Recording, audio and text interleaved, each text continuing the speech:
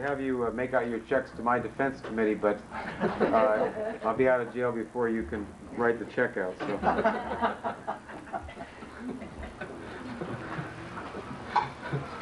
We had a meeting earlier today speaking to a media group on the question of, is the media biased? And particularly with particular reference to the Middle East. And what I would like to do here today is to discuss the character of our enemy, who it is, where it comes from, and what's the solution to this problem. The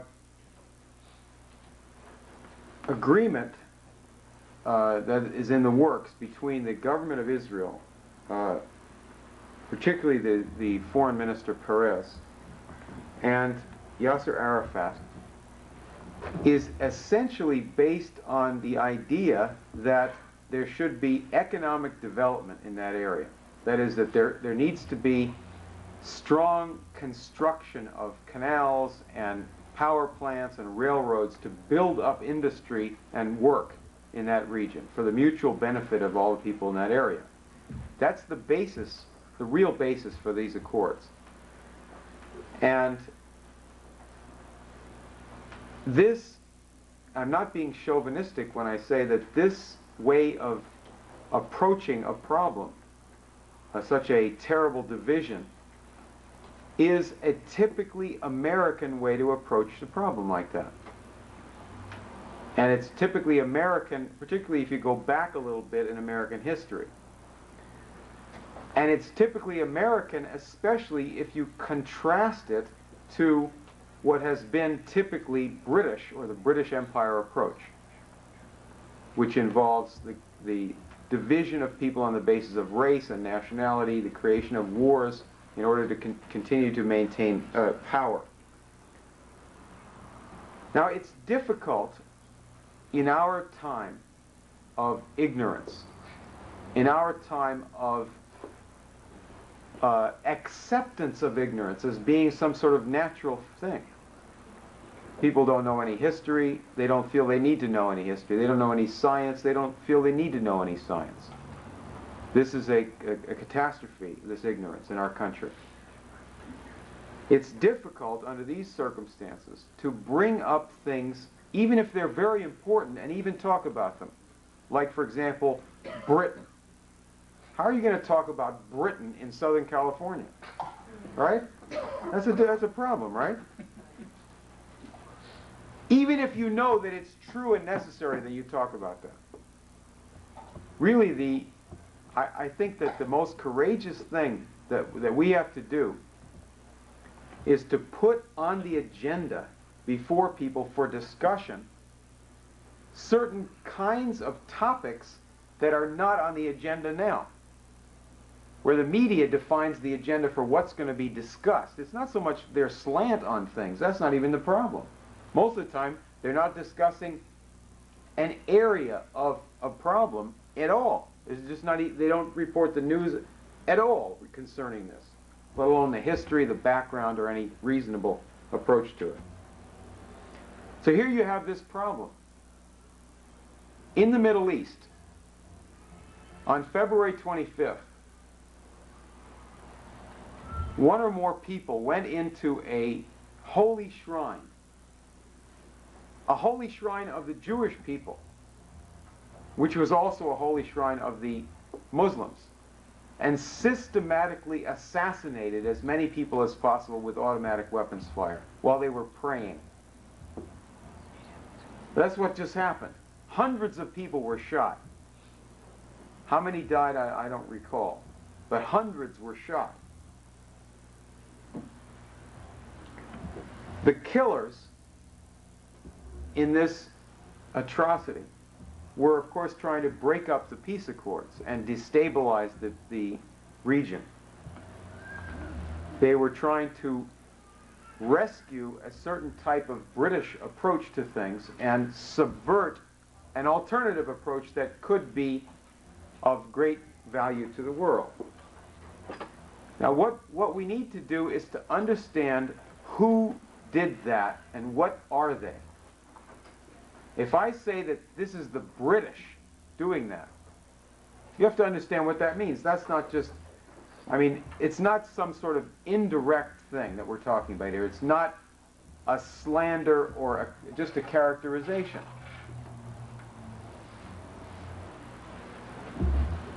In a sense, this is similar to, we published a book called Dope Incorporated. And that book took up the question of whatever happened. We're trying to understand the dope problem in America when we wrote that book, when EIR did that book. And so we studied the question, whatever happened to the old British Empire opium trade of the 19th century, when they openly went over and made wars to force countries like China to have opium? Whatever happened to those forms of business, to the shipping companies that did that and so forth? How did they leave that business and get into some other type, more legitimate business? And the answer was pretty shocking. The answer was they never did leave it, and they're still doing it. They just changed certain formats. They set up banks in different parts of the world, but they still continued to do exactly the same business. Certain new areas were opened up, cocaine and so forth. The same thing applies in this area, that you have a long-standing British involvement in the Middle East, which people know something about, and I'm going to get into that tonight, which never stopped. Even though the British Empire doesn't seem to be a big deal in the world, right? What's the British Empire after all? Nothing, right? Went out of existence, more or less. Now really, what's the International Monetary Fund? What are international bankers? What is the international media? I'm going to make a simple proposition on the killers at Hebron. There are two ways that you have to understand them. Number one, they are representatives of a British party. It's essentially British. And number two, they're gangsters. Now, by gangsters, I mean people who run dope, gun running, prostitution, robberies, murder, etc. And there's a political organization of this party within the Jewish community that includes people in very fancy suits. They go by the name of the Anti-Defamation League of B'nai Brith. And then there's people who wear the clothing of an FBI provocateur, like Meir Kahane, who organized terrorist parties in Brooklyn, and they're still sending guns and people over to Israel to blow the place up. But this is a single party. Now, this is of immense importance to us in many different ways. I'm going to write a word on the board here.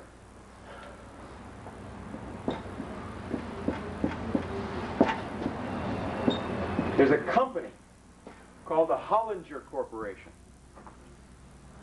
which is a sort of board of directors, in a certain sense, for this party that I'm talking about.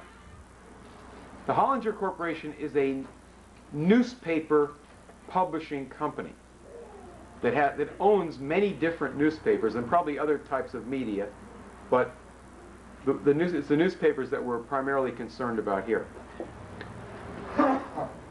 This company owns the Jerusalem Post, which is the main English language newspaper of Israel.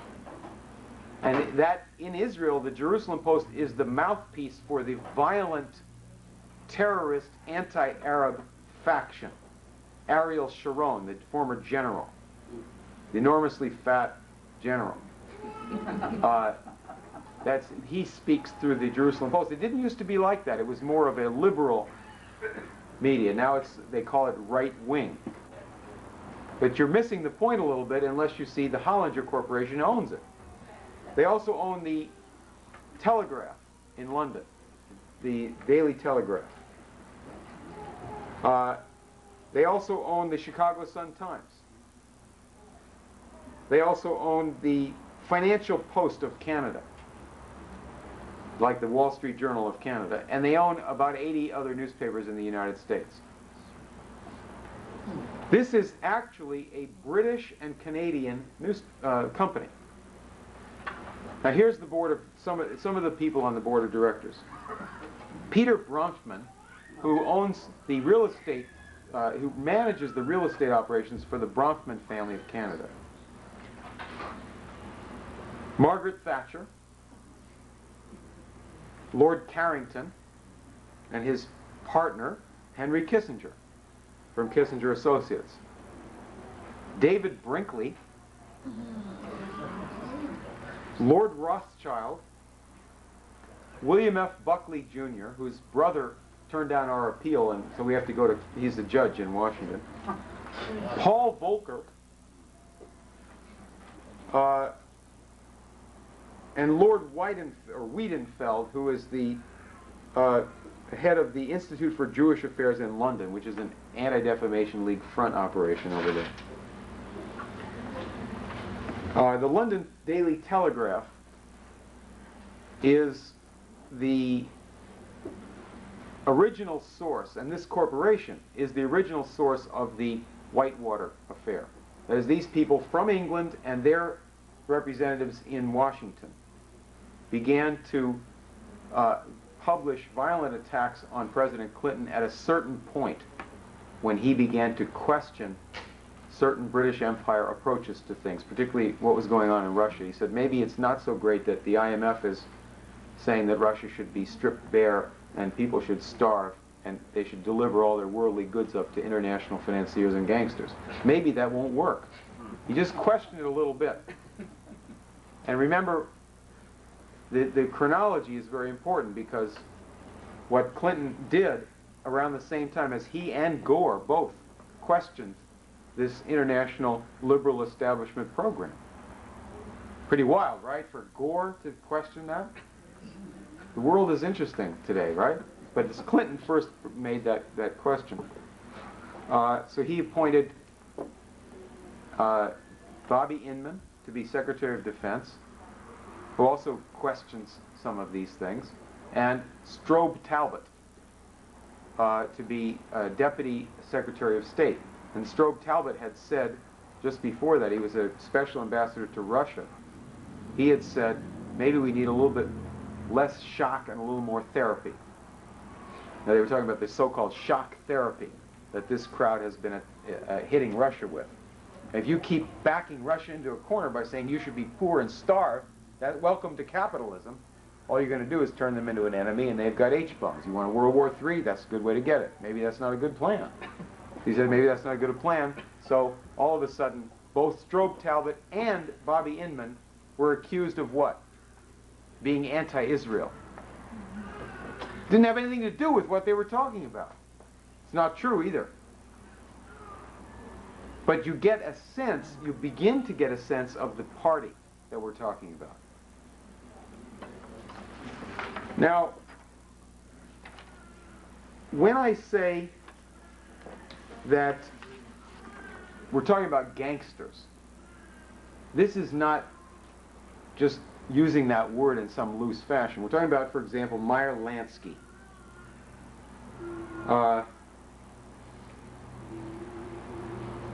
Who is Meyer Lansky? He's dead now, but who was he? He was considered the kingpin of he was the lead financier and organizer for organized crime in the United States. He was born in Poland, and there's a book out. In fact, I have this book right here.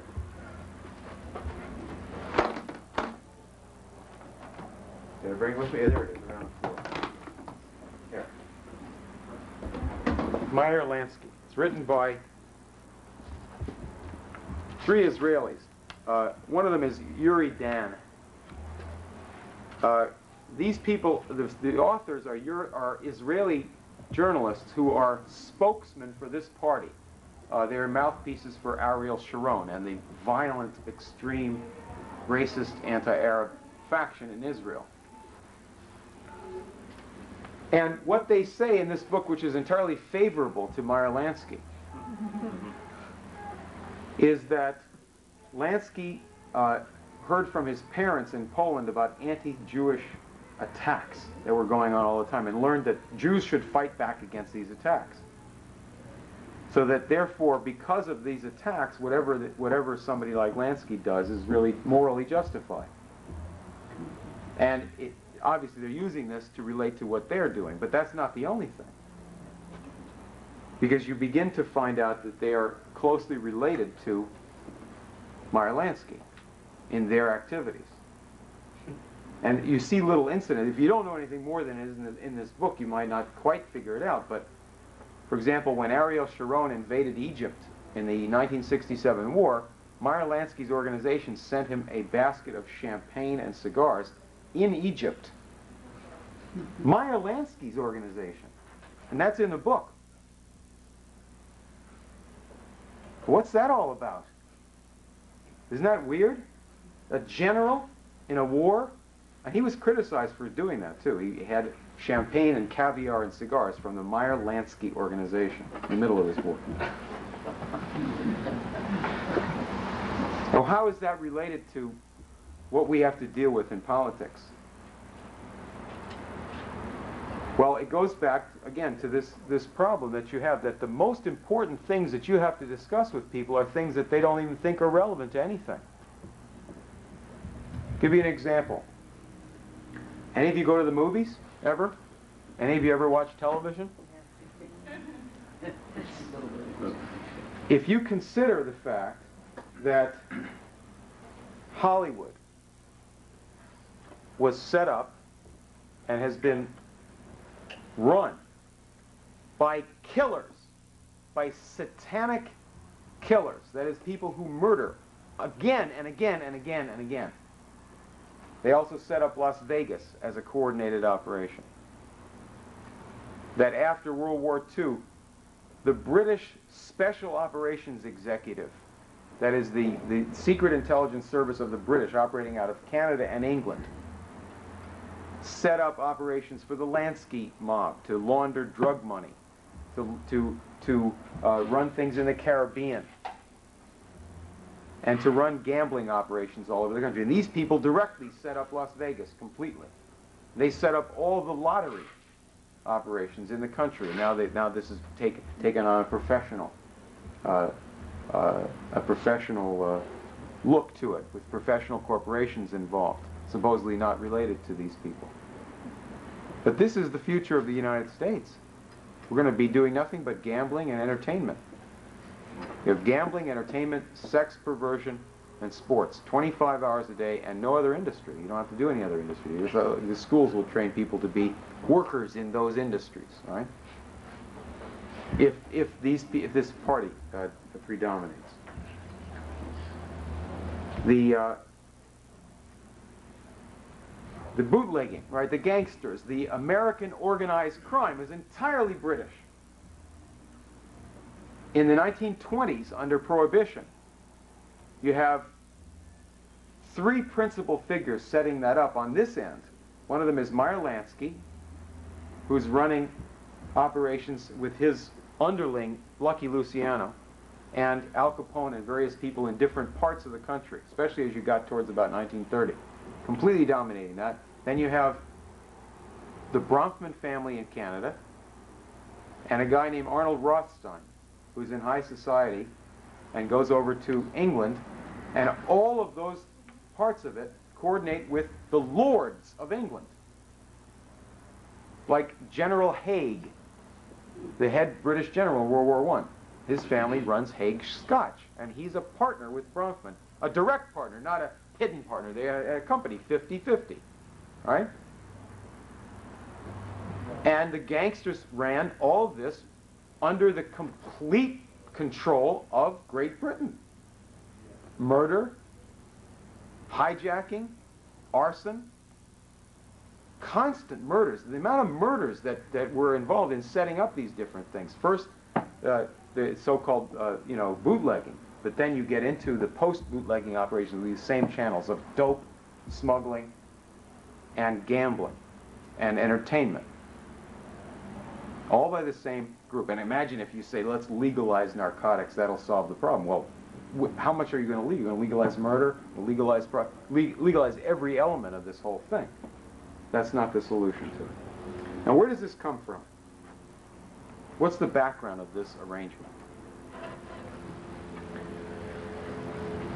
You can begin to get the smell of this if you're courageous enough, if you go into your own neighborhood and talk to probably even some of your own friends and ask them about the end times. The end times, right? Oh, there's going to be a war in the Middle East. It says so in the Bible. Whoa, God says that the Jews are going to go back to Palestine. They're going to have a war with the Arabs, and that will bring on the end of the world. That's good, because God prophesies that in the Bible, and that's God's will. That's true if God is the same thing as Lord Palmerston. So that if you see somebody believing that, or telling you that they read about that in the Bible, you have to know enough and be self-confident enough to try to get that person either some sympathetic attention from a professional person, which is yourself, or else at least don't try to get involved in a crazy conversation with them, because they're reciting British propaganda. Geopolitics, that's what's called geopolitics. In other words, the religion that's gotten into American Protestants, heavily in the black community, heavily among Baptists, and of course, it's a certain heart idea of Zionism, right? Is British geopolitics. First one who proposed that the Jews need to go back to Palestine was Lord Palmerston, the British foreign minister and later prime minister. In 1840, he sent a letter to the British ambassador in Turkey. Palestine at that time was part of the Turkish Empire, the Ottoman Empire. And Lord Palmerston said, the Jews as a nation desire to return to Palestine. And of course, as Abba Ibn pointed out, the Jews didn't know anything about that at the time. The British then sent troops a month later for the first time and landed them in Palestine. They didn't take it over at that time, but they started to, get involved. Now, after the Civil War, the British set up a very strange organization called the Palestine Exploration Fund. It was set up by Queen Victoria and by the United Grand Lodge of Masons and other people supporting Masonic ideas. What do? They went to Palestine, which didn't belong to Britain, it was part of the Turkish Empire, and they started to dig in the city of Jerusalem. Dig for ancient temples. Dig for any ruins that might be put to a certain use by the British Empire. The Masons talk about restoring the Temple of Solomon, and this is what Meir Kahane and some of these crackpots of the extreme wing in Israel talk about. We got to restore the Temple of Solomon. And then your so-called fundamentalists over here will say, yes, once that's restored, then we can have our end of the world. Right? End times. Oh boy. Why do they want to restore Solomon's temple? That wasn't the last temple. There were 3 temples. The last time it got closed down was the 3rd temple, not Solomon's. Solomon's was the 2nd. Why do they want to restore Solomon's temple? Because I think it might have to do with the fact that Solomon had more than God in his temple. He also had a few pagan gods in there, right? Read about that. Whatever it is, these guys from Britain went over there in the 1860s, 1870s, and dug way down. The leader of this, the head of the Palestine Exploration Fund, was a man named Sir Charles Warren, who wrote a book about his experience as the lead. He was an engineer in Her Majesty's Army. Wrote a book called Underground Jerusalem. Another book called The Temple or the Tomb.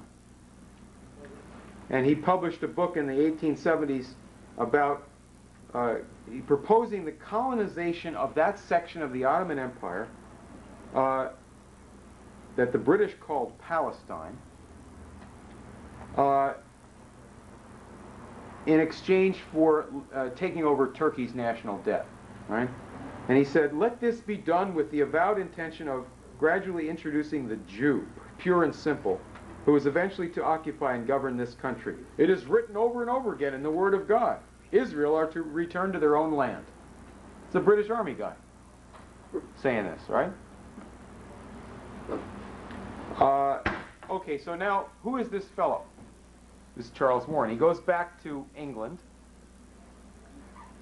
He takes a few trips to South Africa, spends a number of years killing the natives down there and shooting some of the Dutch people. And then he goes back in 1886 to London, and he starts a new Masonic organization, and it's called the Quatuor Coronati Lodge. We still have this here. Now let's write this down for you specialists in the audience. Quatuor Coronati means the four crowned ones.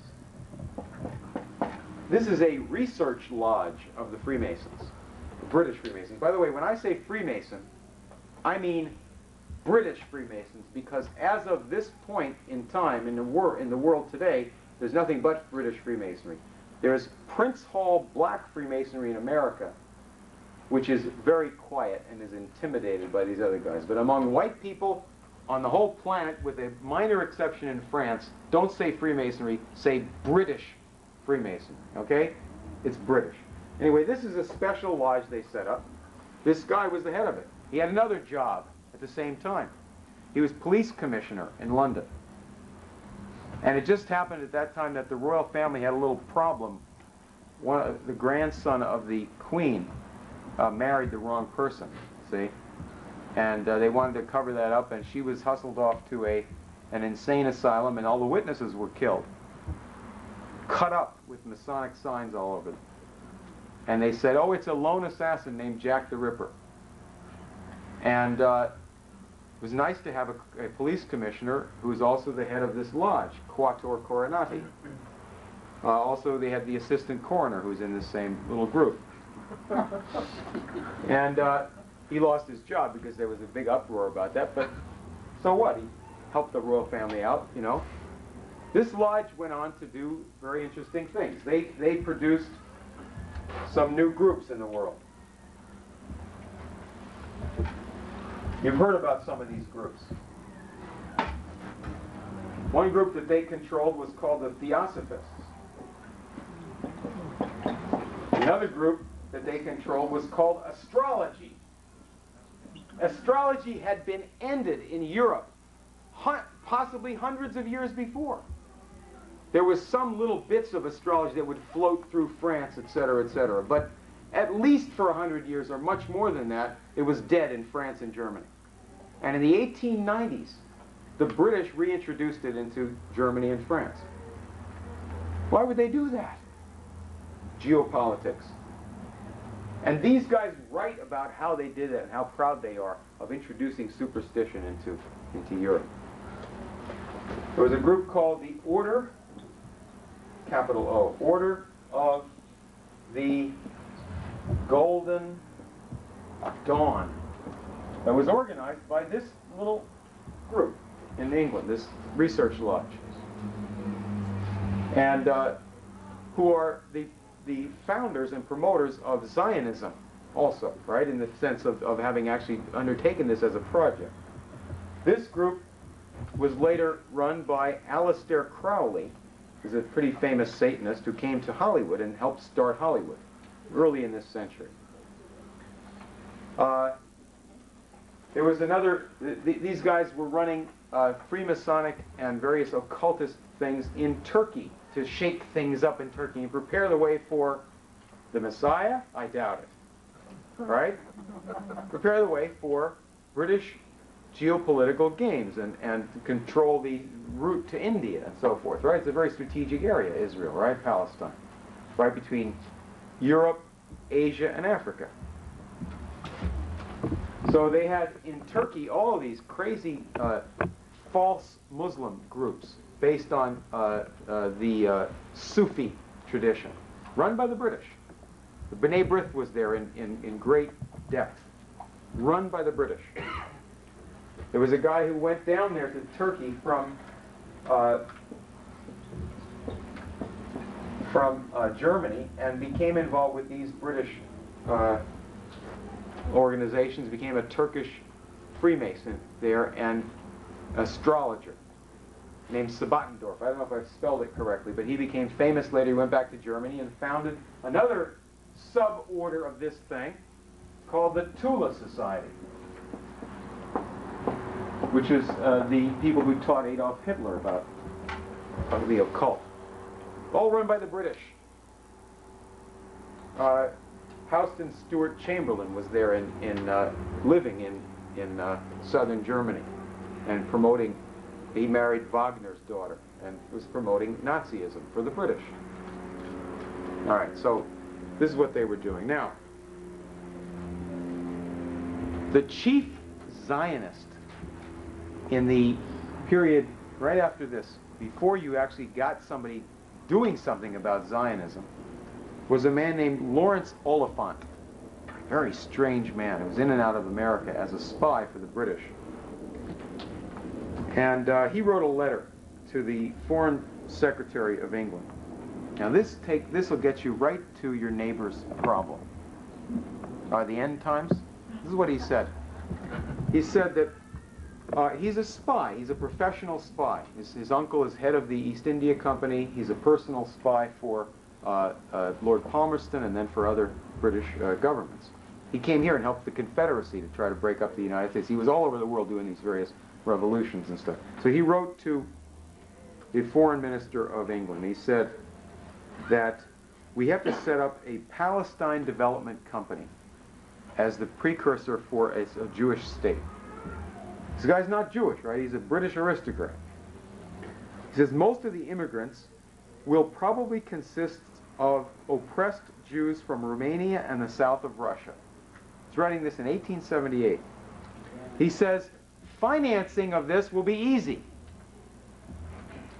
Quote, any amount of money can be raised upon it owing to the belief which people have that they would be fulfilling prophecy and bringing on the end of the world.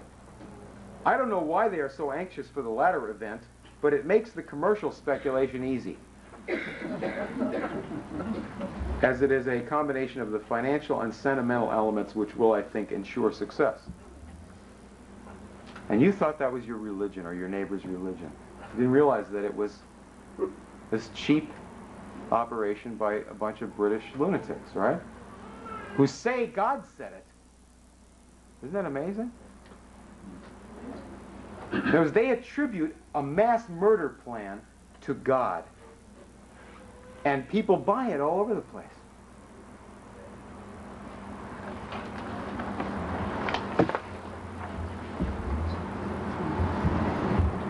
Okay, now, this, oh, by the way, this guy actually eventually moved to Palestine when he left a cult in upstate New York.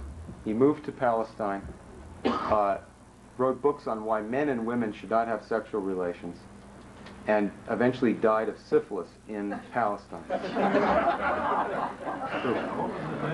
Lawrence Oliphant, a very famous man in the 19th century. Yes, sir.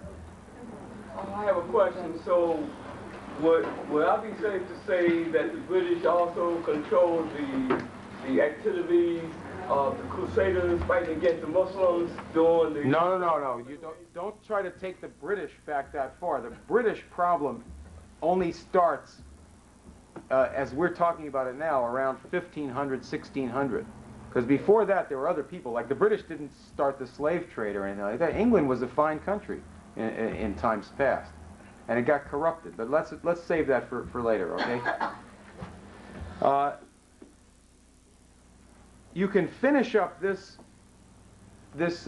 introduction to the problem with the character of Lord Balfour, B-A-L-F-O-U-R, who was British Prime Minister at the beginning of this century, the same time as Teddy Roosevelt was president and Edward VII was the king. And he was a completely insane person. He believed in the end times. He believed that the universe would eventually consume the earth, or the sun would blow up and consume the earth in 1 billion years. But that's still going to happen, and therefore everything man does is of no value whatsoever. The universe simply yawns at man. Very strange viewpoint for a human being to have. He proposed that Jews should not come to England. He told this to the Parliament, that what they need to do is go over to Palestine because we have some use for them over there. He didn't like Jews. And then later on, when he was foreign minister in 1917, he was the one who made the famous declaration, the Balfour Declaration, saying the British Empire will look favorably on having Palestine as a homeland for the Jews. He was also the head of the Psychical Research Society. And was the president of that in England and ran many Americans who were in that, like William James, the so-called father of psychology. Many of these people are wildly insane and are therefore qualified to be psychologists. Now, what is this party that we're talking about? Does this affect us in other than these types of areas? Let me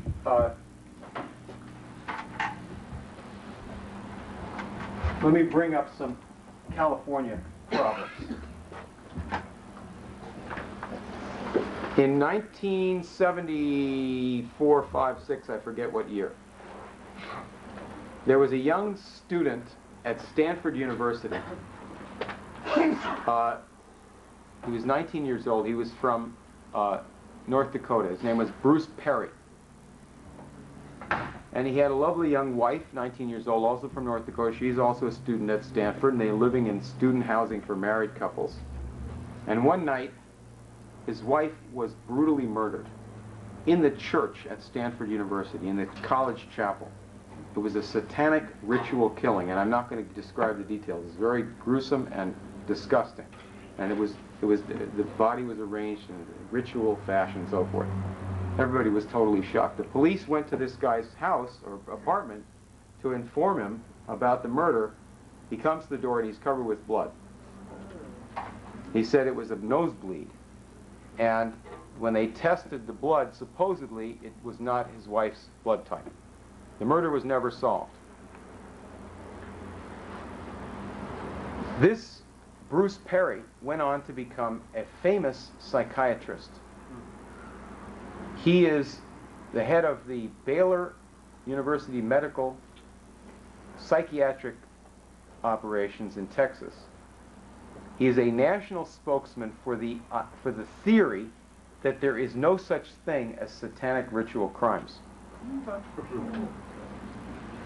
Now, this is extremely perturbing, not only because of what happened to him, but because the murder of his wife became perhaps the most famous satanic crime in American history, because it was the opening scene in a book called The Ultimate Evil, written by Maury Terry. In that book, Maury Terry, who was a newspaper man up in New York, got onto that murder by interviewing a guy who was in jail for committing some other murders, a guy named David Berkowitz, who was arrested as the Son of Sam killer in New York City. He'd supposedly killed a bunch of people in New York for no reason. He supposedly told the press, there's an evil dog who told me to do this. Well, then when they got into interviewing him, he said, well, actually, I took the fall for this group that I'm in. It's called the Process Church of the Final Judgment. The Process - Church of the Final Judgment. And he said, he told Moritario, by the way, this woman Arliss Perry was killed by people when in this cult when she interfered with what they were doing. And Charles Manson was in it too. And his whole ideology comes from this. Now, what is this? What is this thing? This is a British group that came over from England to America in the 1960s, and it's still around. Headquartered now in Canada. But this was a satanic cult. And this guy, Bruce Perry, whose wife was killed by them, is now a lecturer for the Cult Awareness Network. And he spoke at their November conference in Minnesota as an expert on what happened at Waco, Texas. The reason he knew all about that was that the FBI hired him as their expert on David Koresh, because he is an expert on on sex crimes against children. He has experience with that, huh? Yeah, he has a lot of experience in this field of some type. I don't say anything about what happened to him. I don't know. Was he in on his wife's murder? I don't say that. I just know that he's now protecting those who killed his wife. The interesting thing about this is that when you dig a little bit behind these organizations, you find that the Cult Awareness Network is run by the same people who run the satanic cult. The same people. There's a group of foundations and law firms in New York City that fund the Cult Awareness Network and the American Family Foundation. And the same people are the lawyers and protectors and interveners for the Process Church of the Final Judgment. Just an idea on what they say to their kids that they get involved in this. When they first came over from England, they said there were three gods: Jehovah, Lucifer, and Satan. That got to be too complicated. I guess people have a lower attention span, you know, in later times in America, so they dropped Lucifer. He's not as interesting. So you just have Jehovah and Satan. And this is the format that's in their magazine. It's published was published on a monthly basis. That God is going to end the world, the sinful world, and Satan is going to execute the final judgment, right? And therefore, if you serve Satan, you're serving God. Hey, is there anything wrong with that? Doesn't that fit in with the end times? Who would assassinate mankind in a war? Who would deliberately cause a war that would result in the mass extermination of human beings? Satan would do that, right? You can't blame that on God. And that's your end times, right? Pretty sick, right? Pretty silly. And yet some people attribute that or say that that is fundamental to Christianity. Isn't that wild? Now, where does that really get you? What are you looking at when you look at that? We've had a really rough century. You know, we've had a rough century. You go back to World War I, completely senseless war. World War II, massive bloodbath, unprecedented in human history, at least in Europe anyway. And then you have the threat of nuclear annihilation, the times that we're all alive.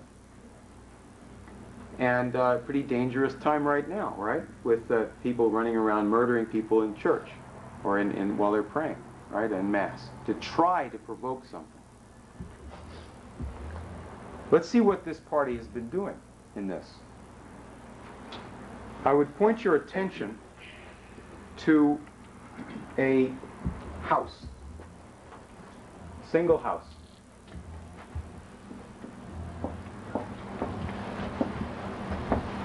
It goes by the name of Thorpe Lodge. This is a house in England. And a gentleman named Peregrine Worsthorne grew up there. A gentleman of the highest type. I have to spell it right here. And he had a mother one time named Priscilla. I probably haven't spelled it right. She married a man who became Peregrine Worsthorne's stepfather, a guy named Montague Norman.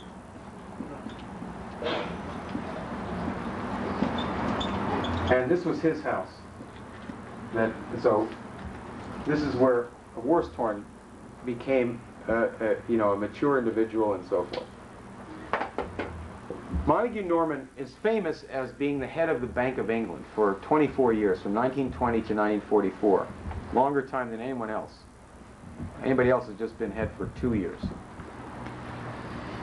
Before he was head of the Bank of England, he was a partner of Brown Brothers, a banking company. And that later merged with Harriman to become Brown Brothers Harriman. But his family firm was called Brown Brothers, and the Brown Brothers man from New York would come to Thorpe Lodge early in the century and meet with Montague Norman. They'd discuss Theosophy and various occult religions. That Montague Norman was a Theosophist. By the way, the reason this is quite relevant now is that Peregrine Worsthorne is like the central character in the Hollinger Corporation. Writes for the Daily Telegraph. He virtually personally launched the whole Whitewater thing against Clinton. He also was the one who declared that Germany is going into a Fourth Reich and needs to be smashed. Not Hitler's Germany, because his father put Hitler into power. The democratic Germany needs to be smashed, right? So, in the 1930s, a guy named Hjalmar Schacht used to come to Thorpe Lodge all the time. He was the economics minister of Adolf Hitler.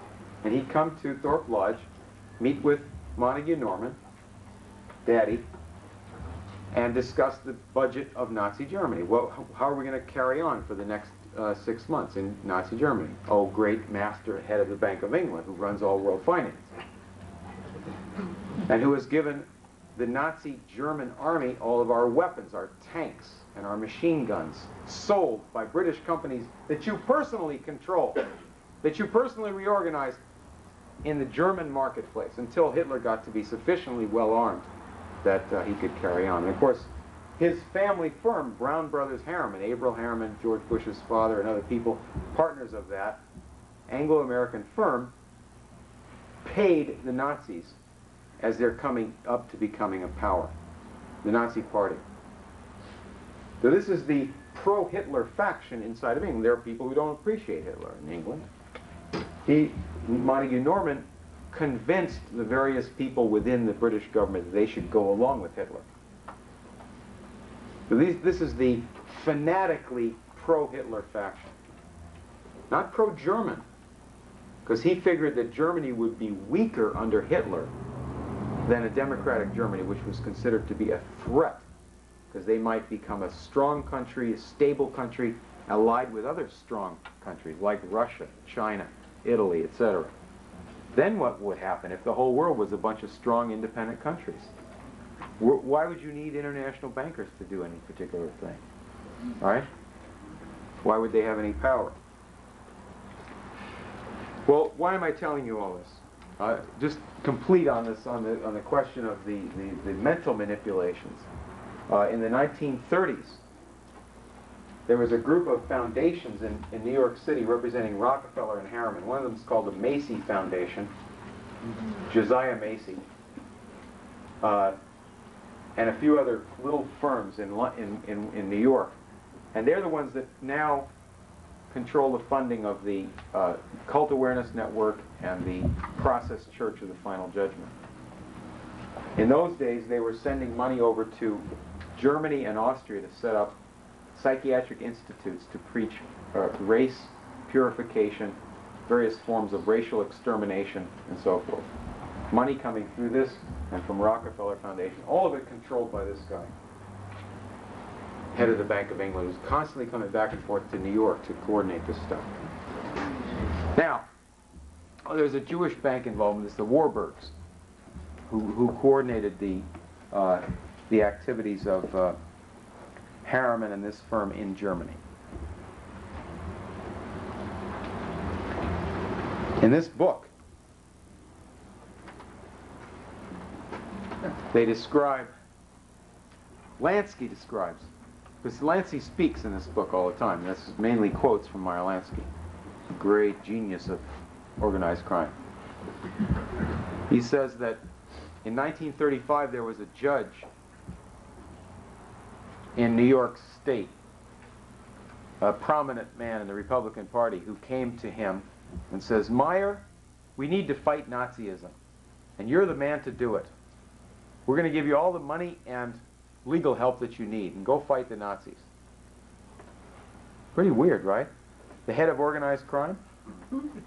And then he went out supposedly and had his thugs go and engage in fist fights with brown shirts, the German-American Bund.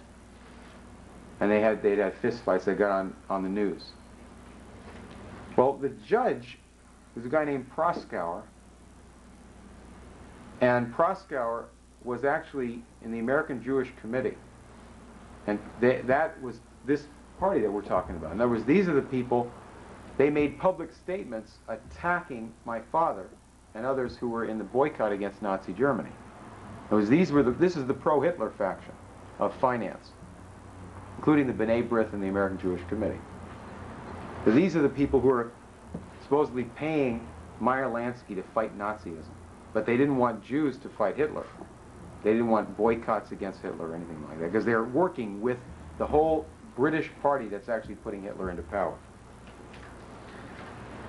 So how'd this all end up? How did somebody like Baruch Goldstein, this guy who killed all those people while they were worshiping, get to be so crazy with racial hatred that he would do something like that? It's not based on religion, because this gang didn't get religion until a certain point. They said, well, that would be useful for our faction. So they adopted this religion at a certain point. They got to be so-called conservatives or orthodox or something. They're not. Most of them are former, either former communists, or they're mainly anti-Western types from Russia, like Dostoevsky. Well, what happened is at the end of World War II, there was a certain kind of a project to make people as crazy as possible about what had just happened in World War II. And there was a final meeting at Thorpe Lodge. Now remember, Montague Norman was a theosophist, the principal architect of the Hitler regime, and in fact of the psychiatry that was practiced under Hitler, where they started killing people and training murderers. These were psychiatrists that were coordinated by Anglo-American people. At the end of the war, they had a meeting at Thorpe Lodge to set up what was called the World Federation for Mental Health. The most insane people that had ever walked the face of the earth, right? They set this thing up, and that's what they did there in 1948 is the basis for all mental health and psychiatric organizations today on this planet. One of the meetings they had there was a meeting on the subject of guilt and how to manipulate guilt, how to use guilt. They had a specific session on German collective guilt. And off of that, they published a book called The Authoritarian Personality. That was published by Proskauer and the American Jewish Committee. That is, the pro-Nazi group in America and Britain published the literature telling you about the guilt of the German people for the crimes of Hitler. The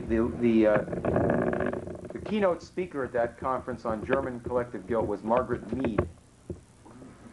And the chairman of the meeting was the head of the Scottish Rite of Freemasonry's Insanity Project on insanity run by Scottish Rite psychiatrists. He's over from America. So this is a bunch of British ghouls, and they're American hangers-on. They had Carl Jung was a vice president of this Congress. Freud's daughter, Anna Freud, was a vice president. All the leading British people in the eugenics movement, and all the leading British people dealing with building up the Soviet Union, because right after the end of World War II, they didn't have Hitler anymore, so they had to have some new dictatorship in Europe, so Europe wouldn't be republic-oriented, so they brought in communism into half of Europe. That was done by the same group of people, by Harriman, remember? Harriman was the ambassador to Russia. He arranged the Yalta meeting, and this whole little clique. So they just brought in a new type of totalitarianism.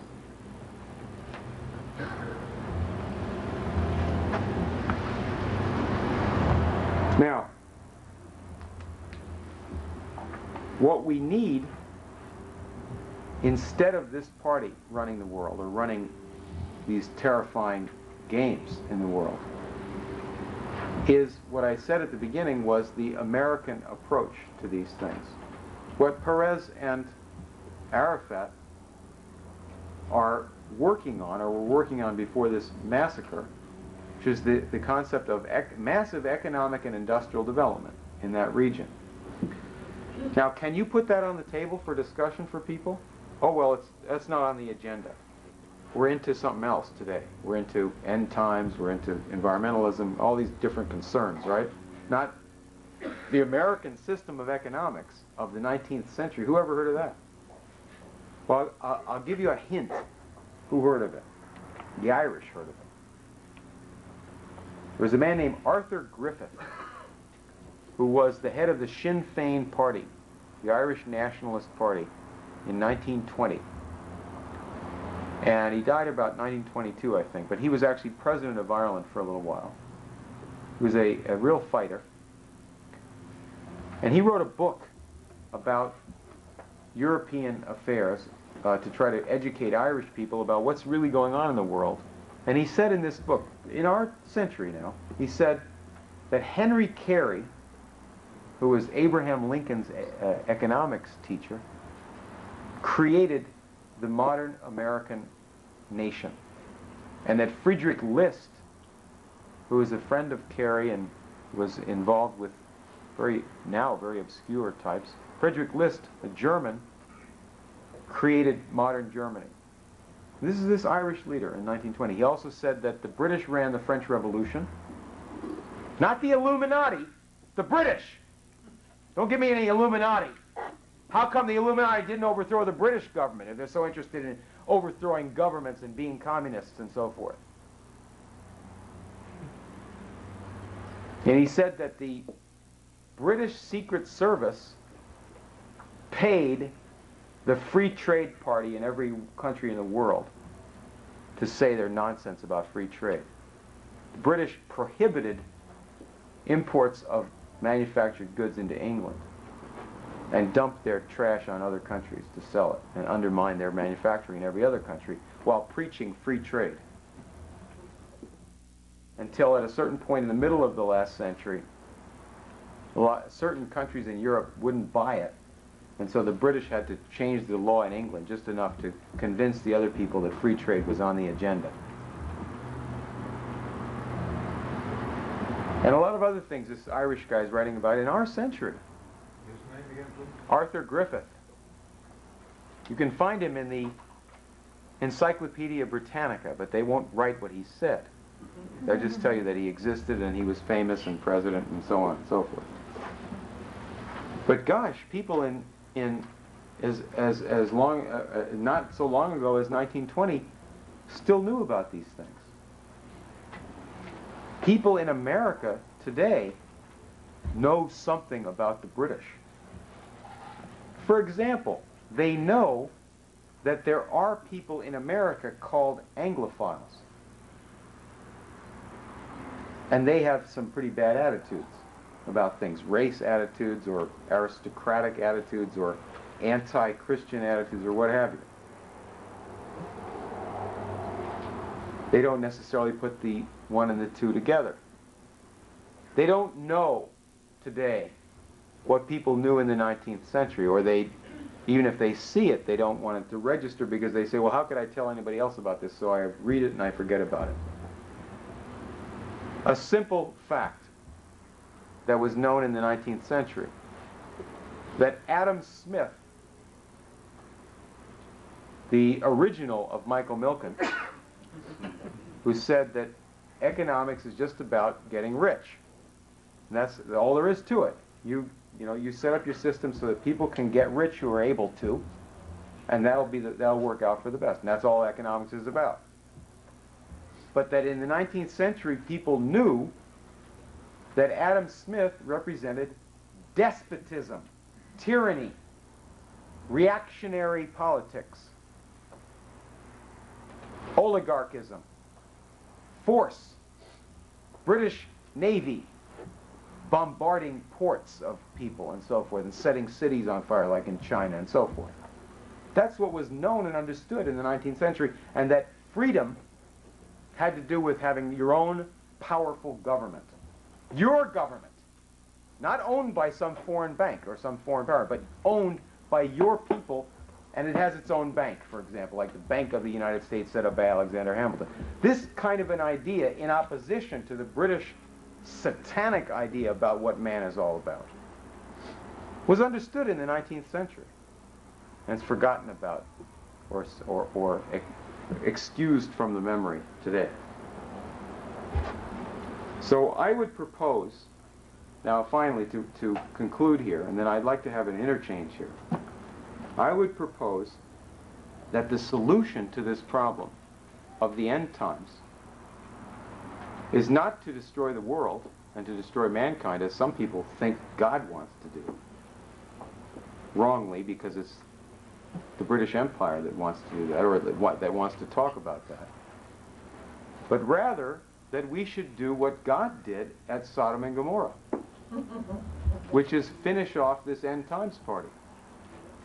What party? The end times party, the people who are preaching the extermination of mankind. This gang, like this guy Baruch Goldstein, like Henry Kissinger, like Lord Carrington, like Lady Thatcher, like George Bush. This is a party, Meyer Lansky party, the people who set up Hollywood. Hollywood as an institution, and this party of gangsters. You have to count the number of bodies, dead bodies, piled up by the hundreds in the establishment of Hollywood and of Las Vegas, and of what is being proposed to you for your future by this party.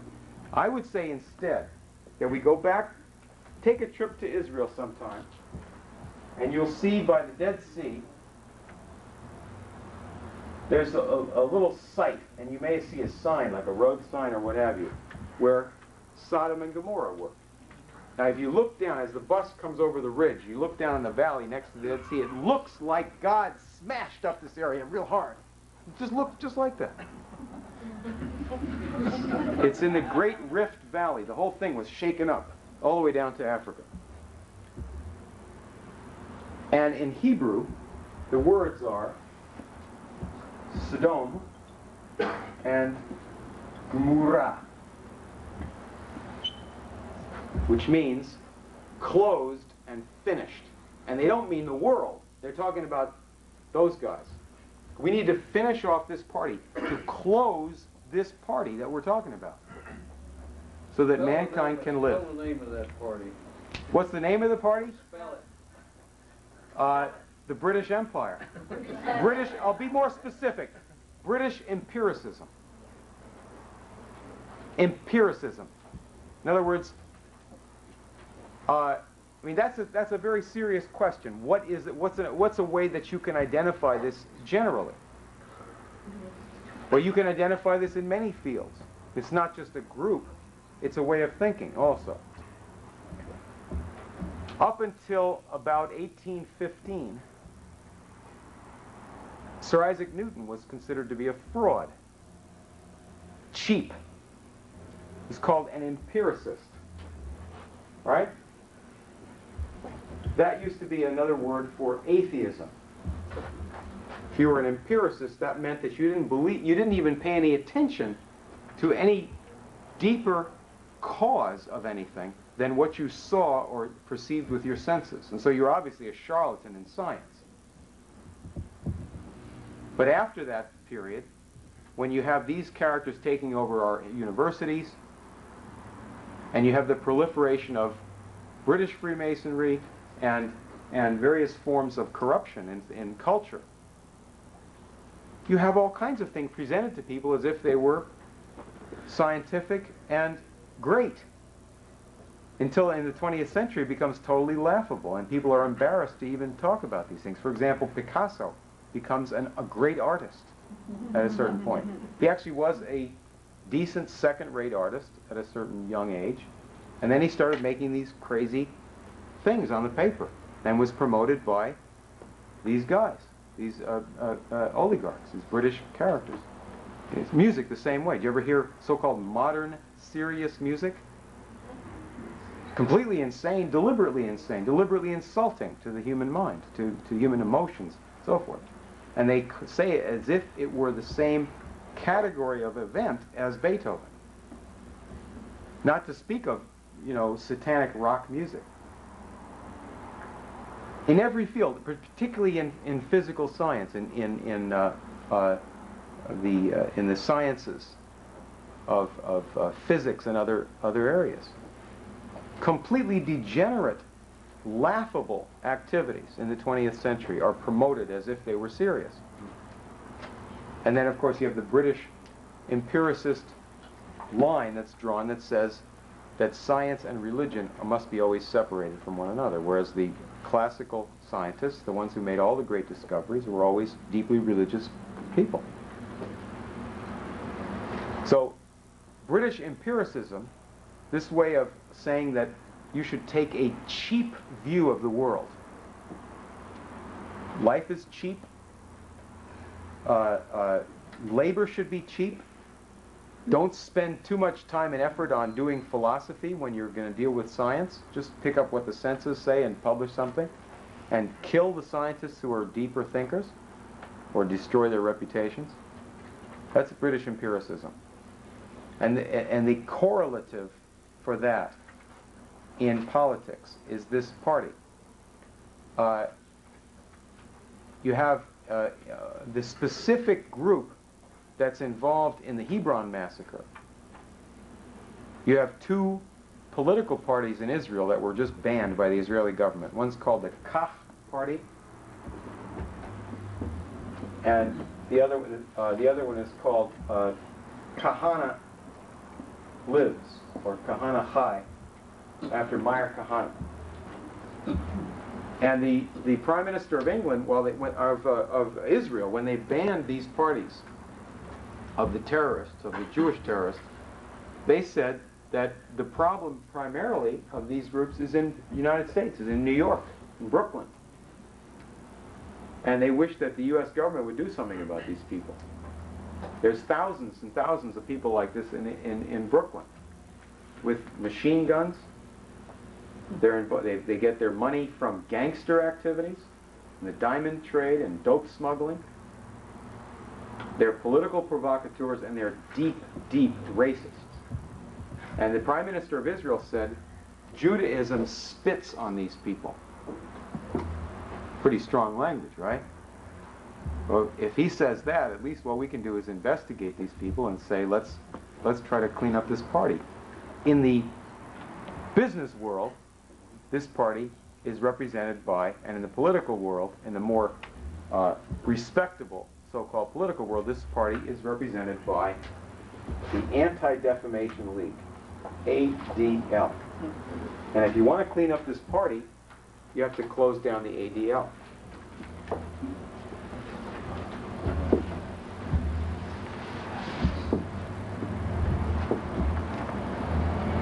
Yes?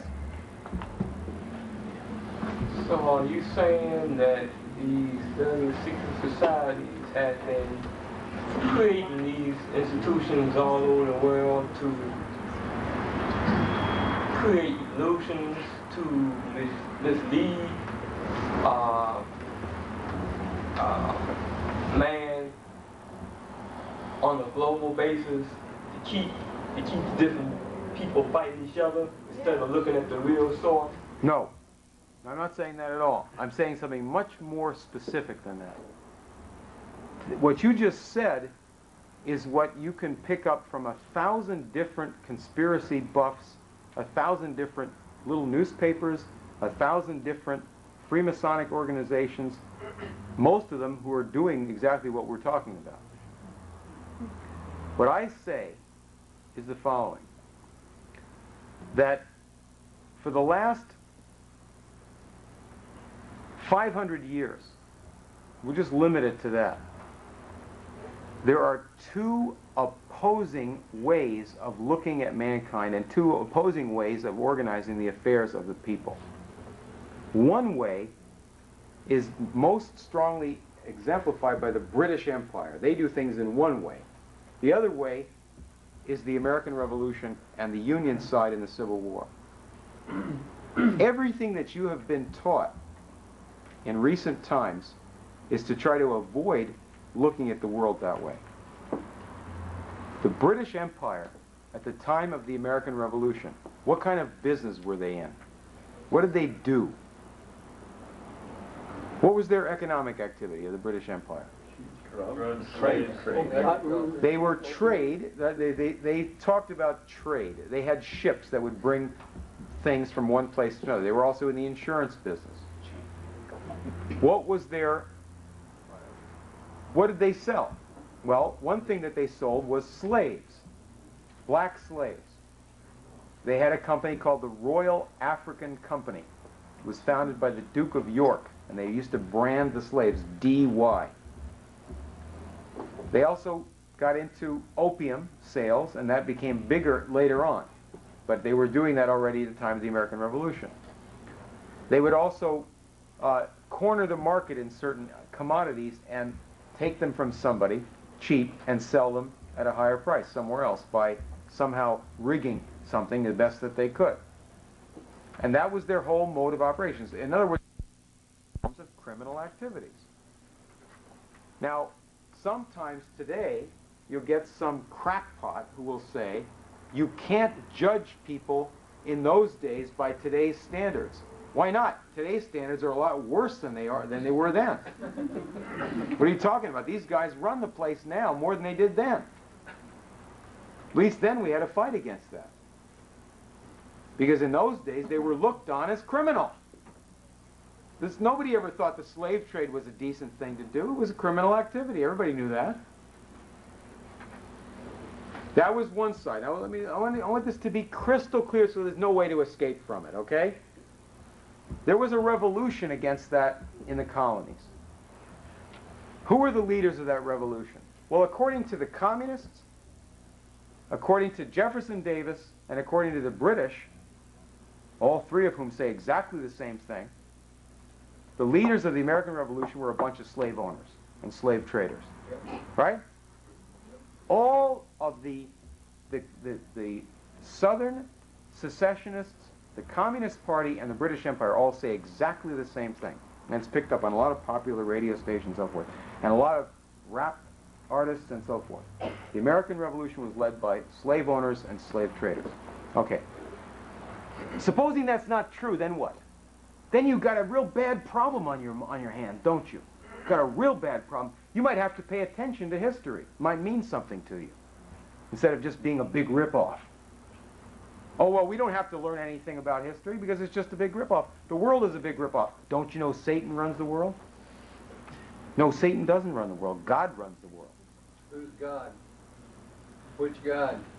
The God that created the world. I don't know what his proper name is, but I know that there's a God who created this world. Well, you believe in magic, huh? All right, now, there was an alternative to the British Empire, and it goes all the way back to the Renaissance. Three principal leaders of the American Revolution: George Washington, Benjamin Franklin, and Alexander Hamilton. Take the revolution from the time of the formation of the organization, led by Franklin, all the way through the Constitution, principally led by Hamilton. Start with George Washington.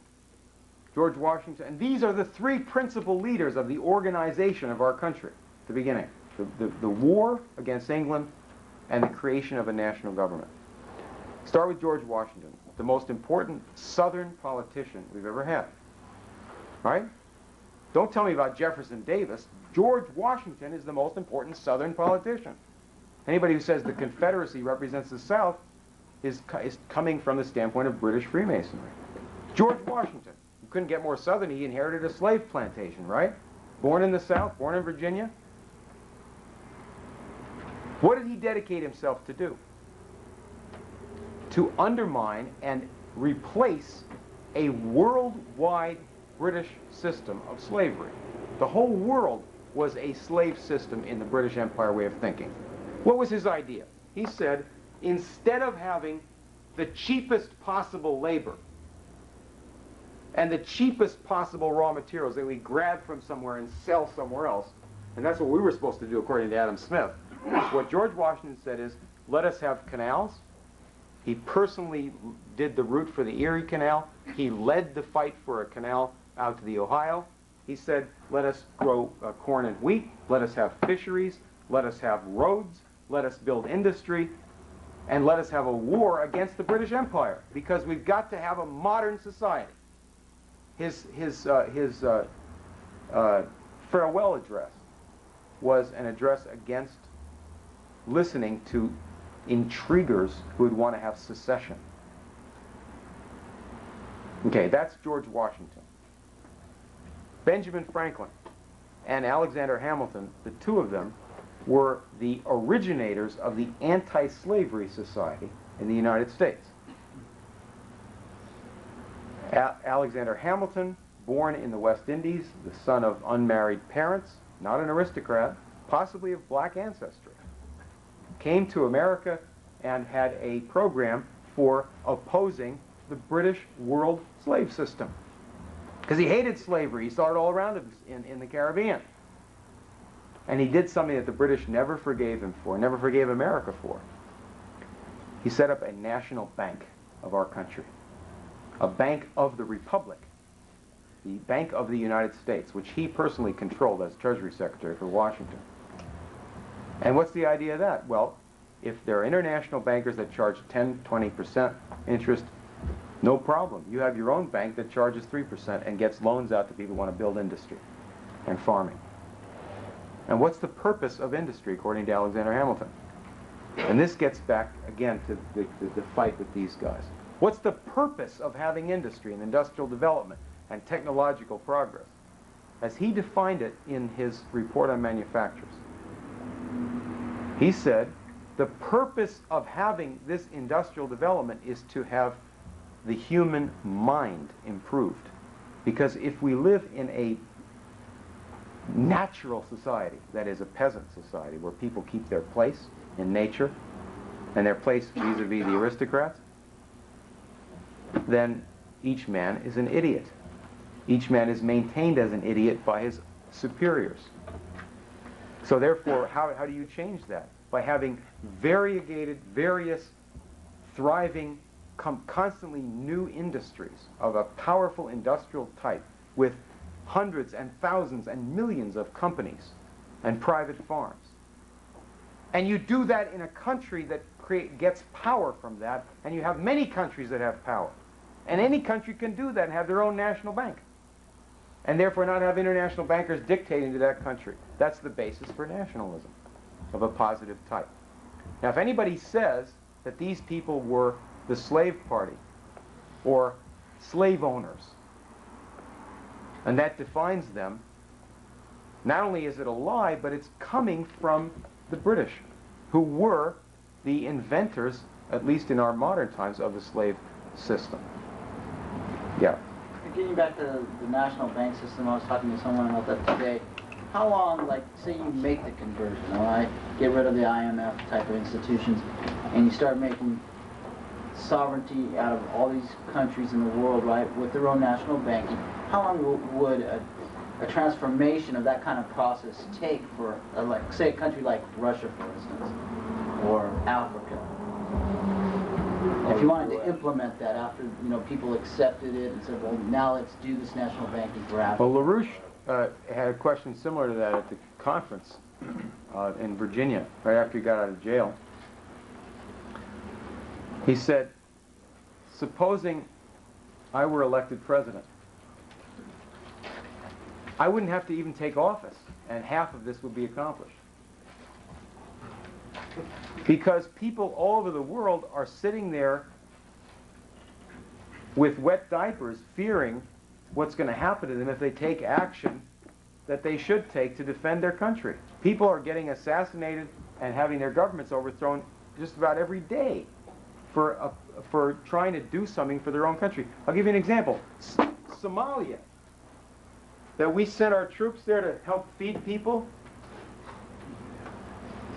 If we had just not had the IMF there overthrowing their government when they tried to oppose the IMF, when they tried to build some dams or have some nationalist program, that would have been helpful to start with. In other words, you have nation after nation trying to take an initiative. Nigeria is taking initiatives now. Sudan is taking initiatives now. They're being hit. You can read this in the Los Angeles Times. Read about Sudan. I'm sure you'll find this in your local paper. I haven't read it, but I know you'll find it there. Right? The Sudanese are violating human rights. All right?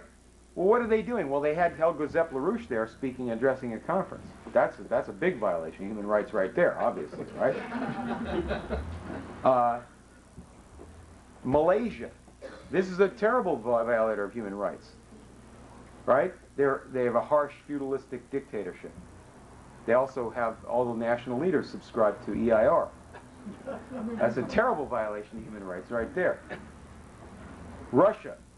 Supposing any serious force in the West, like say the President of the United States, were simply to suggest to Russia, just suggest it, that Russia should do and can do with our blessing what we did to become a power, and not what the Harvard geniuses are telling them they should do, but just do what we did. Every railroad in America was built with government financing.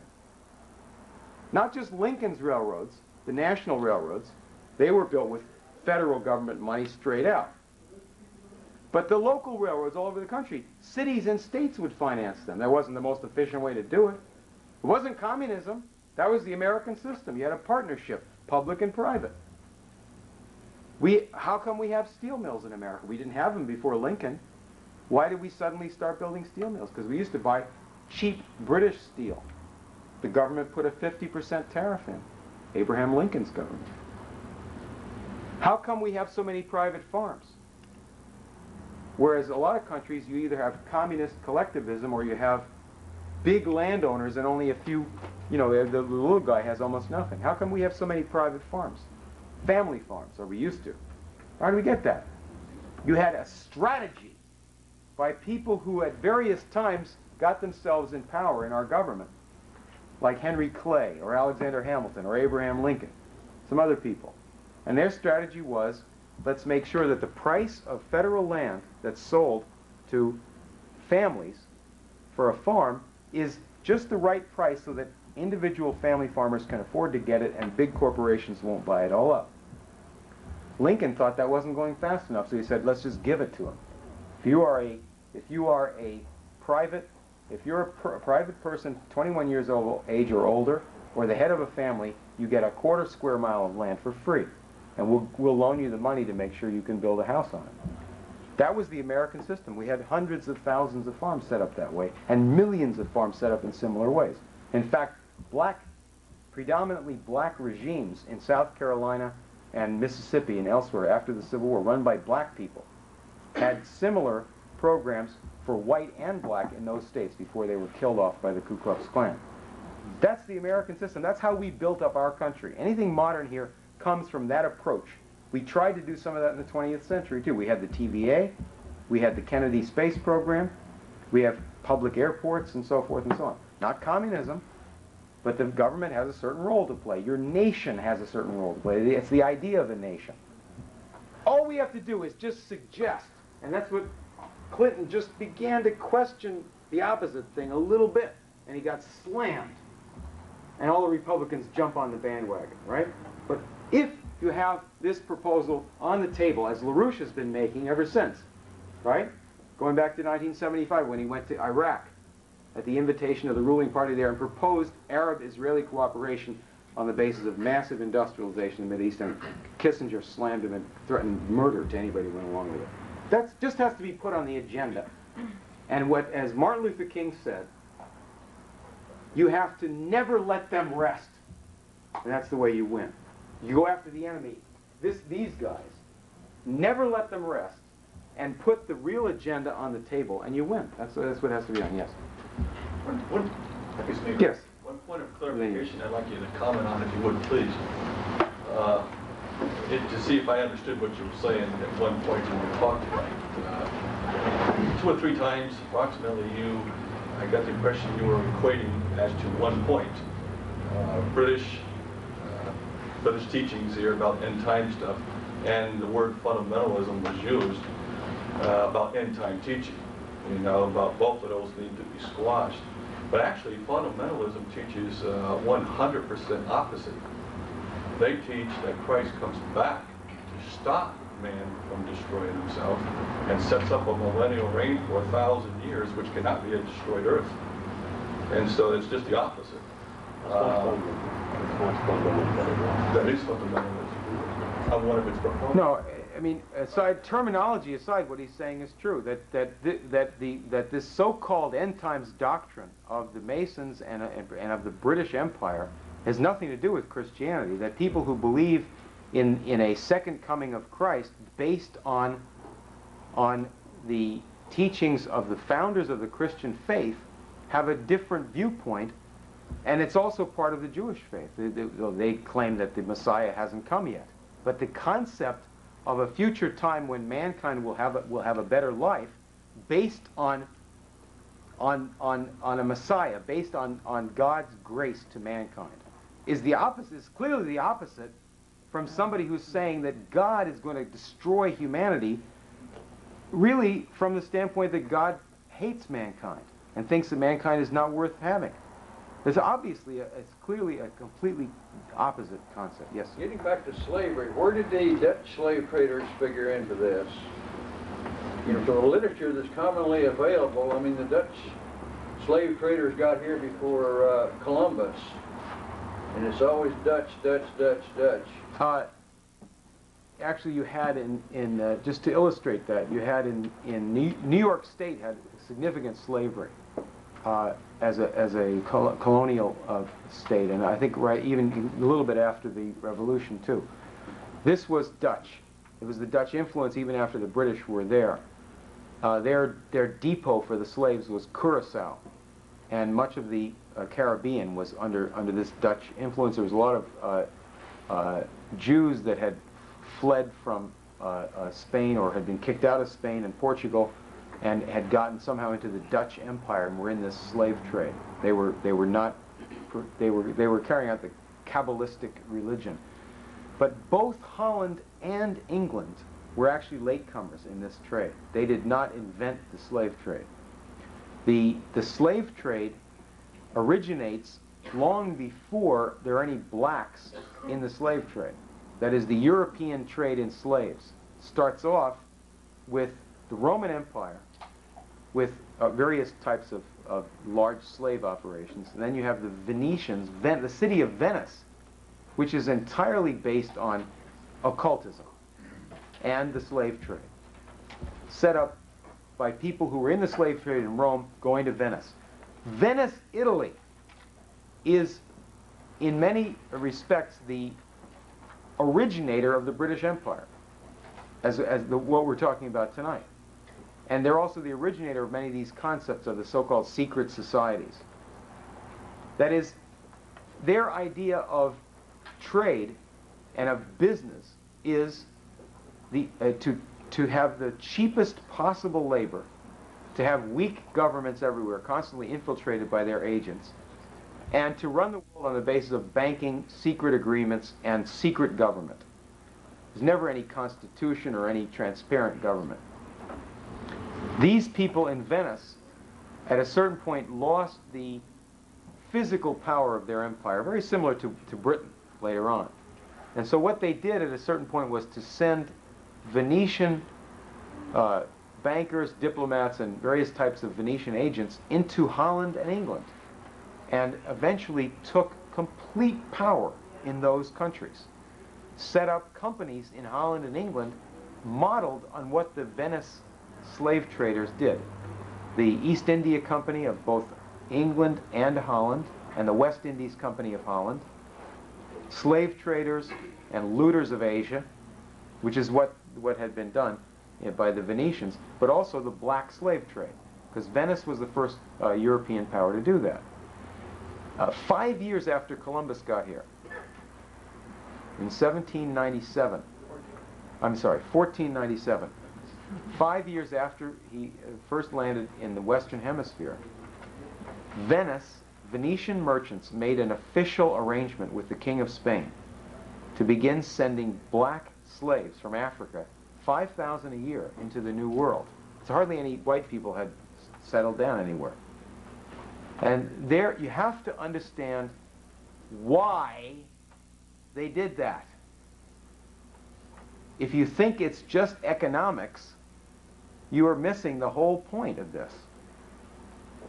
You know, it's like some communists talking about Africa. Well, you know, the colonials go to Africa in order to steal the raw materials. Well, that may be true, but you could get a lot more raw materials out of there if they had an educated workforce, if they lived in decent houses, if they had an education. Why won't you let them have those things? You could make more money if they did. Well, if they did, they wouldn't need you to run their country. It's power. It's power. So the Venetians wanted slavery in the New World because they didn't want the Renaissance here. They didn't want freedom. They didn't want the concept of man's freedom. Because you had another city, Florence. That's the originator of many of our concepts of government. That was opposed to Venice, that said we have a dark world, superstition, epidemics, cities cutting their budgets, running out of money, being looted by bankers, people dying. Half the population of Europe, a third of the population of Europe died in one plague. So the people in Florence said, let's not have this Venetian system running the world. Let's look at these little problems as just part of a huge problem. And it's not going to be good enough for us to propose a little solution. Issues. Oh, stick to the issues, stick to the agenda. No, it's not good enough, they said. We need to solve everything all at once. Nothing else will be practical. Nothing else is going to work. This world is too far gone. So they said, let's build up beauty and science and industry and revive ancient learning and invent whole new industries and get the entire planet moving on a human basis. Make maps. One of these maps goes to Columbus. That's their project. And you have an opposite faction, an opposite idea in Venice. And the Venetian idea of slavery, of secret government, of man's degradation, of cults, of the Kabbalah, and so forth. That gets into England. They take over Britain, and eventually Britain becomes the capital of the slave trade. So, and Holland as well. But Holland, at a certain point, is like a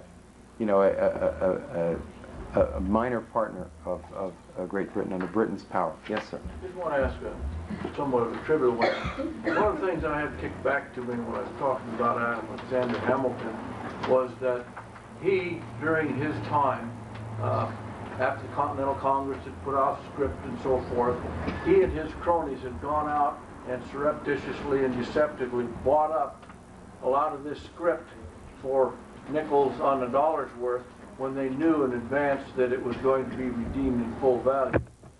What would be a good historical reference to check out the details on that? Because that's a smear as I see it, and I'd just like to be able to deal with it realistically. There are several books that are pro-Hamilton that you can read about smears of that type. One, Forrest MacDonald wrote a book. There's another book written by a lawyer in New York. That's a generally rotten book, but it goes deeply into supposedly backing up Hamilton. Hamilton is portrayed. I mean, if you talk specifically about Hamilton, you can't get into this thing that the founding fathers were all slave owners, since clearly Hamilton was no slave owner and was devoted his life to fighting against slavery. They bring up some other stuff on Hamilton. They try to say that he was pro-aristocrat or pro-monarchist, or that he was for the big man as opposed to the little man. Now, Hamilton's entire idea was that there should be a republic where the money power would be put entirely at the service of the change of that society. This is a powerful concept. In other words, that you would have a nation whose money and credit would be applied constantly to improving and changing the country.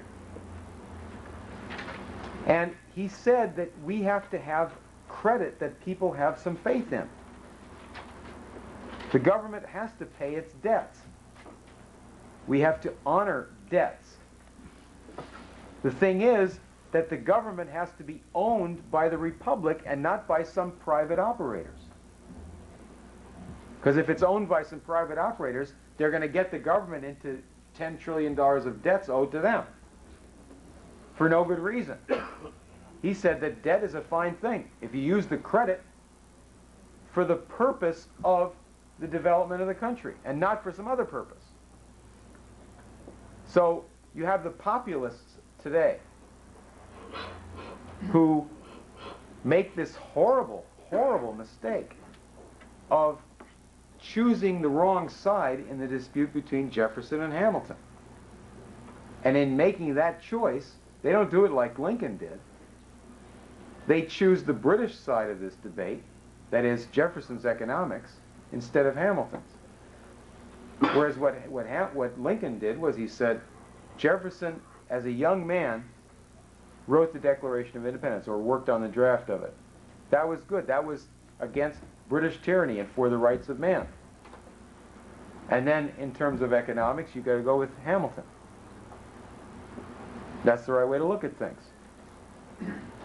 Hamilton himself went with Jefferson later on for a very specific reason. Hamilton himself backed Jefferson for president, even though he was the head of the enemy party, because his own party, the Federalists, was so corrupt that he knew they were tied in with the British, and they would sell the country out. And so he said, instead of John Adams being reelected, let's put Jefferson's people in there. At least he won't give the country to the British. Hamilton did that. Wrote a pamphlet attacking President Adams. That he was the soul of the patriotic party. He was the brain power in the founding period of our country for the American system against this British slave power. And so the first thing to do really is to read Hamilton himself. That was what started me in being a historian.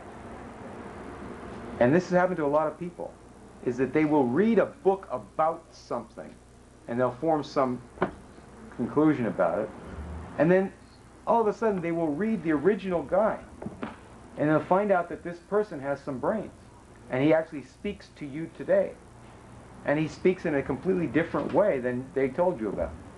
So read what he has to say, because he's fighting a fight. He's fighting a war. Yes, ma'am. I have heard of the name Brith in relationship to Freemasonry and also the ADL. And can you tell me exactly what is B'nai Brith? Yes. B'nai Brith, which is, the words mean sons of the covenant. It's Hebrew words. B'nai Brith was set up allegedly in 1843 in New York City by approximately 12 obscure Freemasons. The B'nai Brith was quickly centered actually in Cincinnati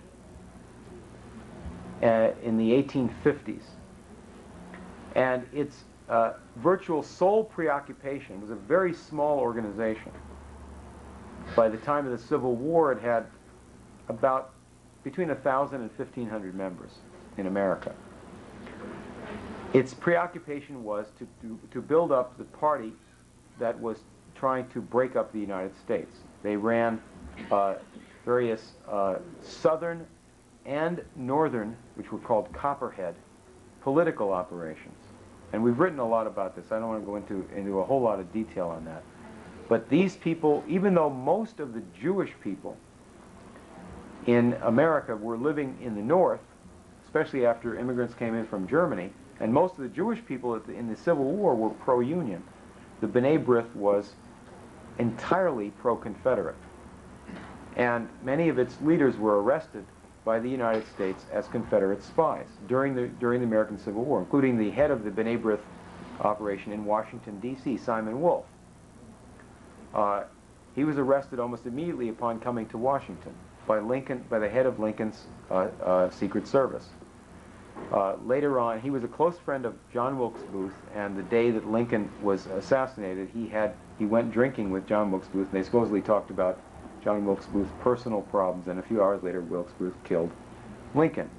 This is a part of the British Party in Freemasonry, the British faction in politics, and they're allied to other British operators. So you can't understand this without, again, going back to this question of Great Britain. Remember that we had a revolution against England, and then a generation later, that was in 1776. In 1812, we had another war against England, the Second War of Independence. They wanted to take the country back. We beat them in that war. Then there was a civil war later on, 1861, and the British supplied guns to the South. They wanted to break up the United States. They didn't want to have any free countries anywhere. They didn't want to have any strong nations anywhere. So they whipped up the Southerners to fight against the United States. They lost that. They didn't give up. They still had, in fact, they had more and more power as an empire. And they have these factions. Now, I was talking earlier about their faction among the Jews. The Jewish religion is a survival from ancient times. There's various complications to it, but it's essentially identified with the Old Testament. Well, these people are not religious. The B'nai Brith is a social organization, a political organization, and the basis of the B'nai Brith is a political manipulation of race. They have a committee called the Anti-Defamation League. That's a committee of this B'nai Brith. In the 20th century, when this Anti-Defamation League has existed, they have specialized in saying in public that certain people were anti-Jewish or anti-Semitic. And they're very selective about this because they didn't participate during the time that Hitler was the dictator of Germany. They didn't participate in the movement against Hitler. They also participated in the Ku Klux Klan. They also blackmailed J. Edgar Hoover, who had certain sexual problems and certain personal problems. Gay Edgar Hoover. And you'll find that the gangsters who make up, I'll give you an example of one of these guys, Morris Dalitz, D-A-L-I-T-Z, got the award from the B'nai Brith, from the Anti-Defamation League. They call it the Torch of Liberty Award because he gave him a lot of money. But also because he's an owner of Hollywood Productions. He is he's the main corporate owner for Meyer Lansky in Las Vegas. He is one of the 5 or 6 chiefs of organized crime in America. There are other people like Kenneth Bialk and others.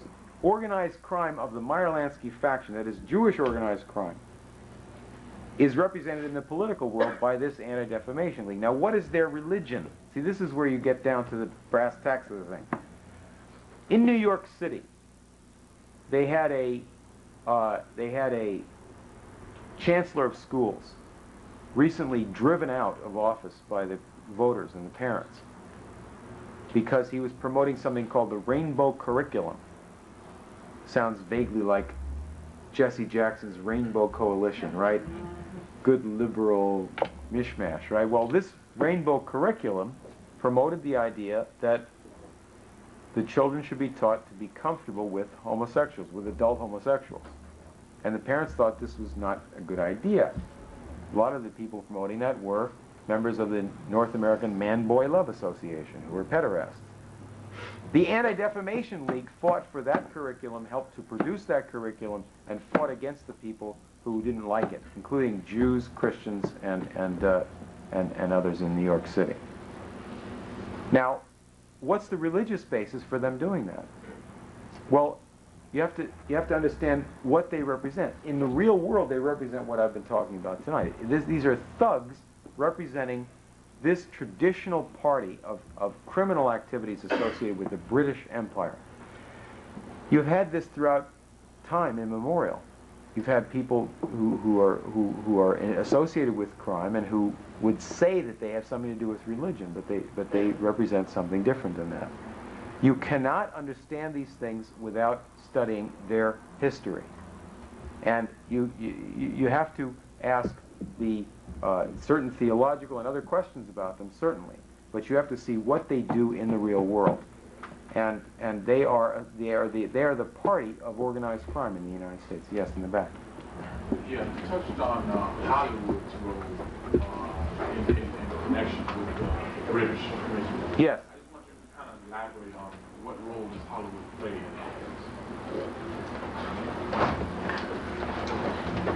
all this? Well, first of all, Hollywood movie theaters, Hollywood movie producers, rather, start with the D.W. Griffith film. We've had a lot of talk about that. And Sam Goldwyn and the other people at MGM promoted that movie. That's how they got their money. That's how they started in their business. They were themselves associated with Great Britain. The movie industry itself gets its strategy from British Empire characters who are over here constantly in the United States. One of them was Aldous Huxley. There are other think tank members and strategists who are involved constantly in the movies. What I would do more than that is call your attention to two facts. One of them is the financial structure of the film industry, where money to pay for movies comes from laundered drug money. And the entire drug money laundering apparatus in the world is British. It's entirely British controlled. The banking industry offshore, the coordinated gambling and dope money laundering is British control. We published a book about that. That's one aspect of Hollywood. The other aspect of it is, what do we see in our time, starting in the late 60s? We see a destruction of American culture, all right? We see a massive proliferation of drugs, and you hear people who are in this drug operation coming up with the excuse that there always were drugs, which simply avoids the fact of a massive increase in dope going into the community in our period of time. It just avoids the fact of it. What launched that was a project American agencies like the CIA participated in. American doctors like the Scottish Rite in Boston participated in, psychiatrists from that, American institutions. But this is a British project called MK Ultra. It's run by the British special operations executive that had been involved in this type of thing since World War II. Aldous Huxley, H.G. Wells was promoting this before they, a long time ago. But the point is that the British had the idea that American society was too much oriented to the power of reason and technology.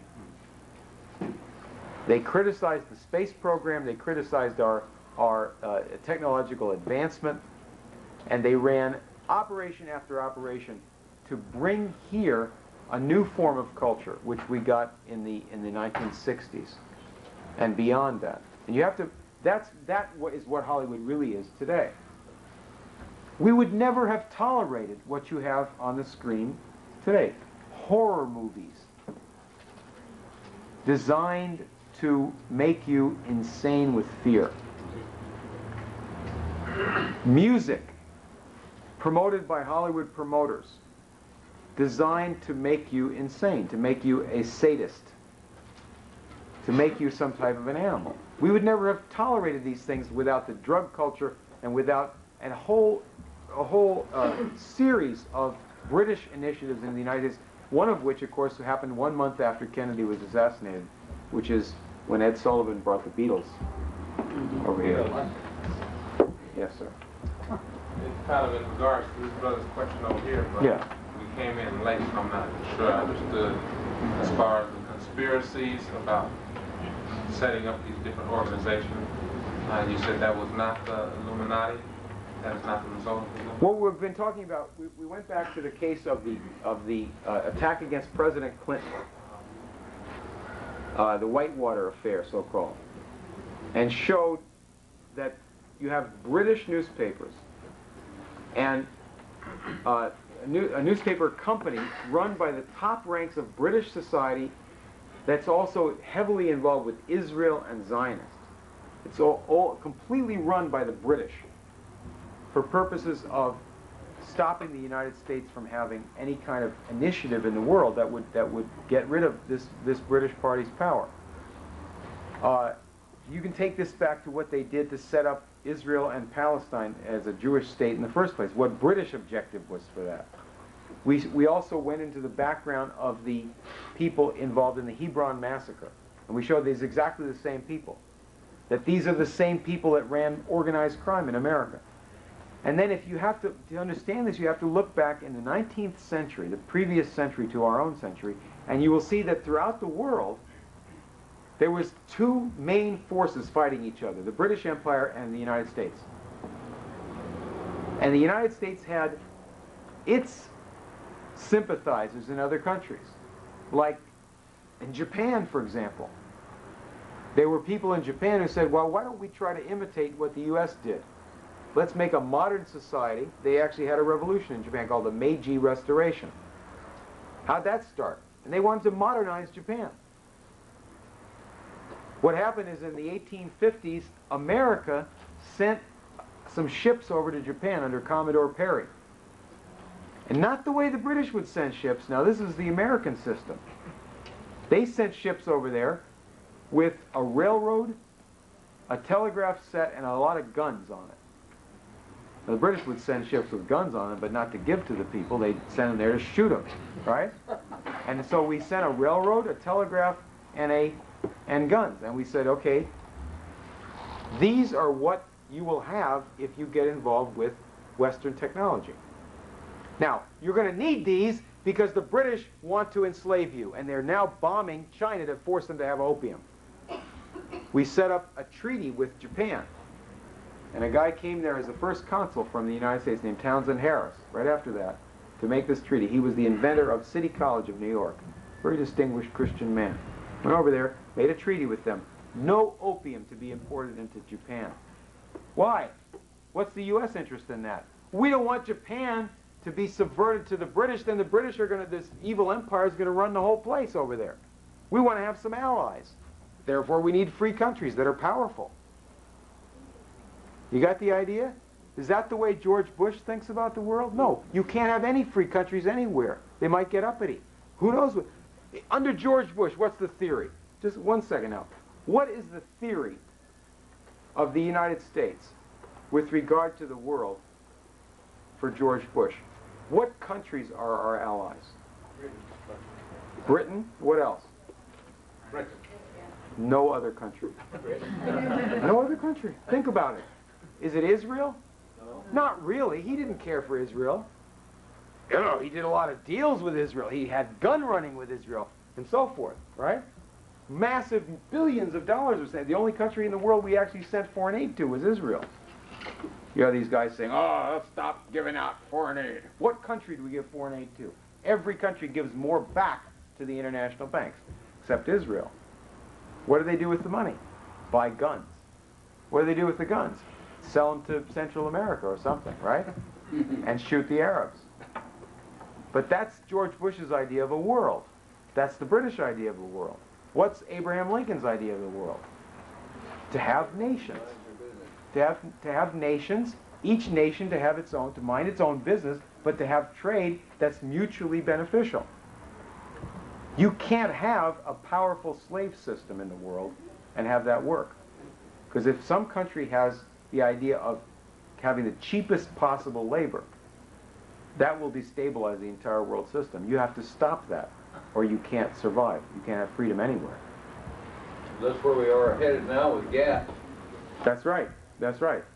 That's right. That's where we're headed. Yes, sir. With all that you've said, including the Court Lodge, the ADL,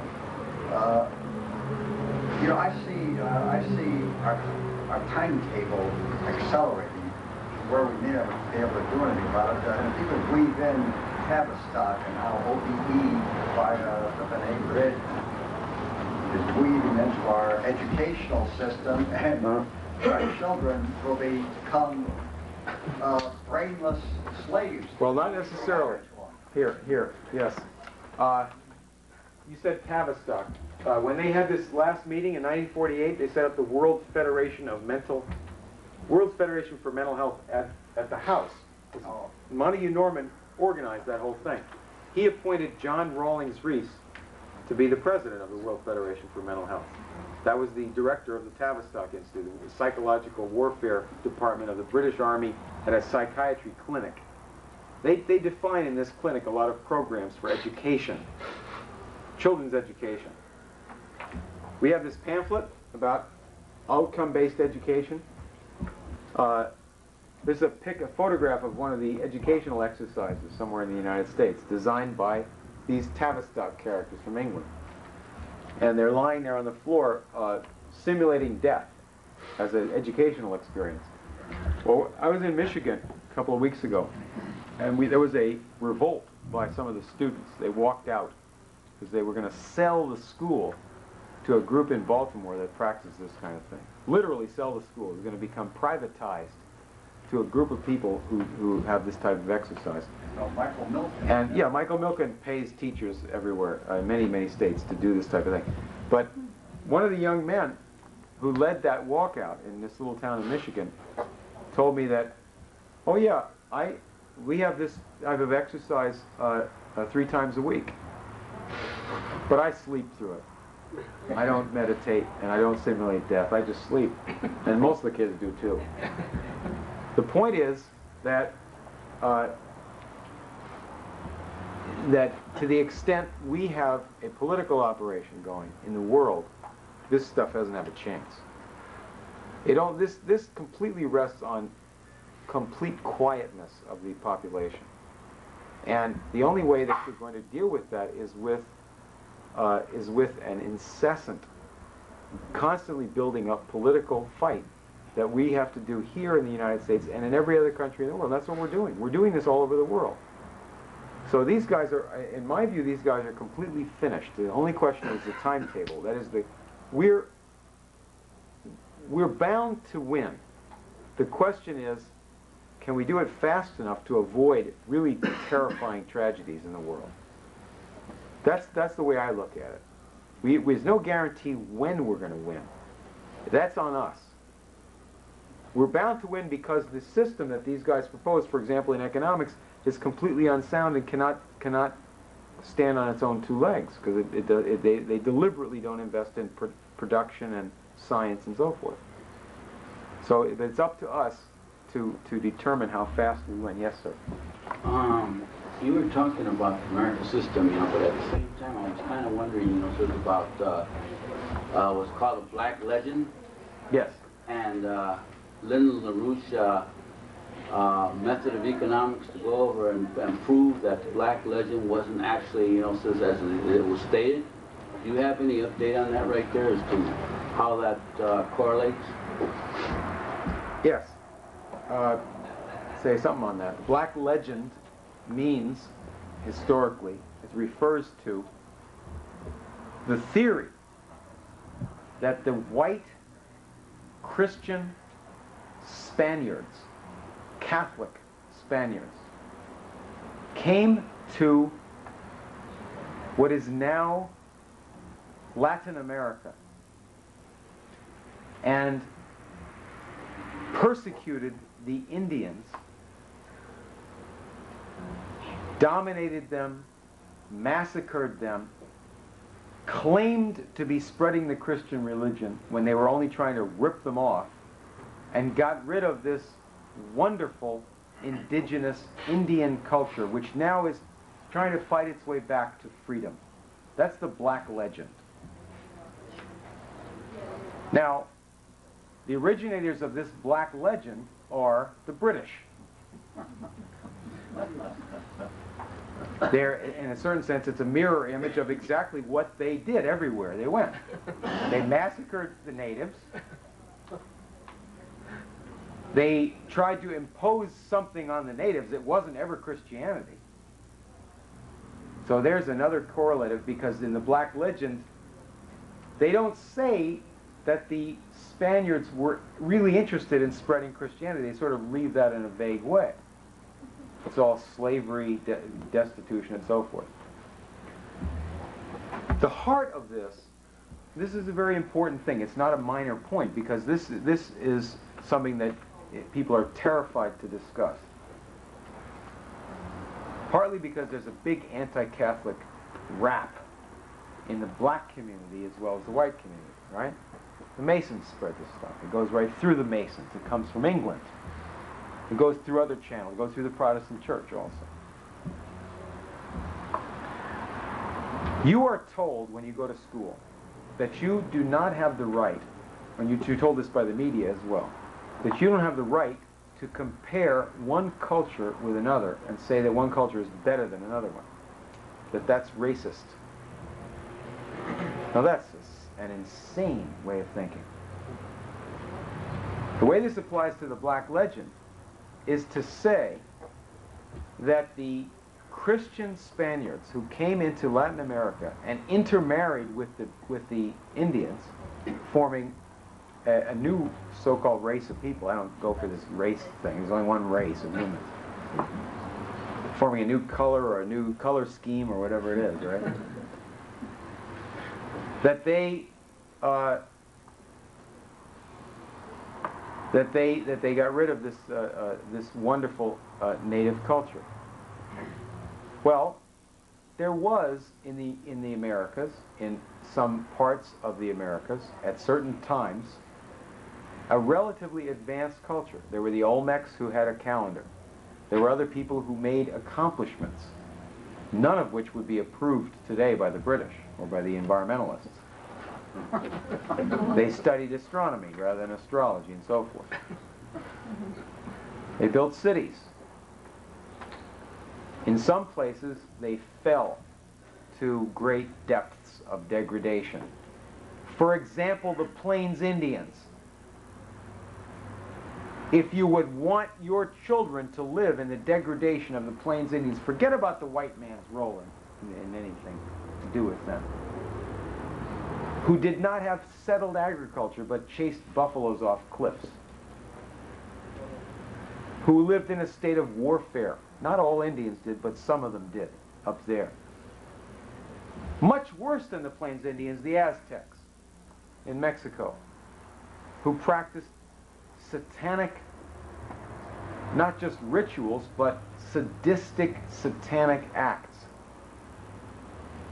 and were the scourge of neighboring peoples, including peoples that had had a higher culture and had invented technologies and cities which the Aztecs took over and did not invent themselves, and are given credit by a bunch of anthropologists who hate all dark-skinned people anyway.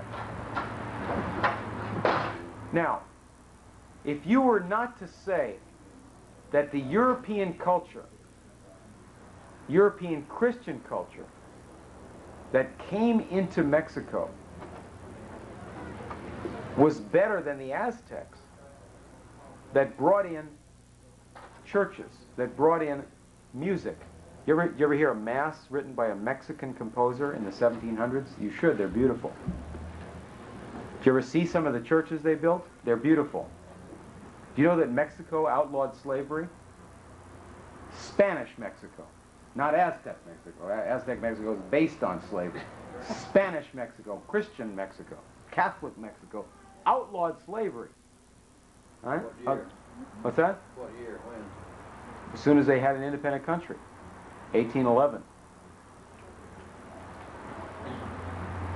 So, now, are we not able to compare the Christian culture to the Aztec? I think we should. How can you prove that that's the right thing to do, that's moral and not racist? Let's compare make a few other cultural comparisons, which are by your politically correct school teacher or media says you're not allowed to. Let's compare the culture of the United States of 1994 to the culture of the United States in 1963. We're a lot worse than we were. We don't know as much. We're not as moral in almost every sense of the word. Life is cheaper. We don't believe in preserving human life. We have mass abortions. We have mass pornography. We have mass drugs. We have mass homosexuality. We believe in killing grandma, and half the population agrees in this now, right? Euthanasia. We don't know as much. We don't know as much science, foreign languages, and on, right? So the culture has declined. I think we can reverse that. But you've got to be able to compare what we were in the era of the Kennedy space program and the Martin Luther King civil rights movement, which uplifted our country and was an example from past times also. We had things similar to that. So our culture is worse today than it was in '63. Let's take Germany. Compare Germany 1943 to Germany 1798. Aren't you allowed to make that comparison between one culture and the other? It'd be pretty stupid if you couldn't say that the culture of Hitler was worse than the culture of Beethoven. Same country, but different culture, right? Can you make a comparison and say one culture is more moral, is superior to another? You better, or else you've lost your whole power of judgment. What are you, insane?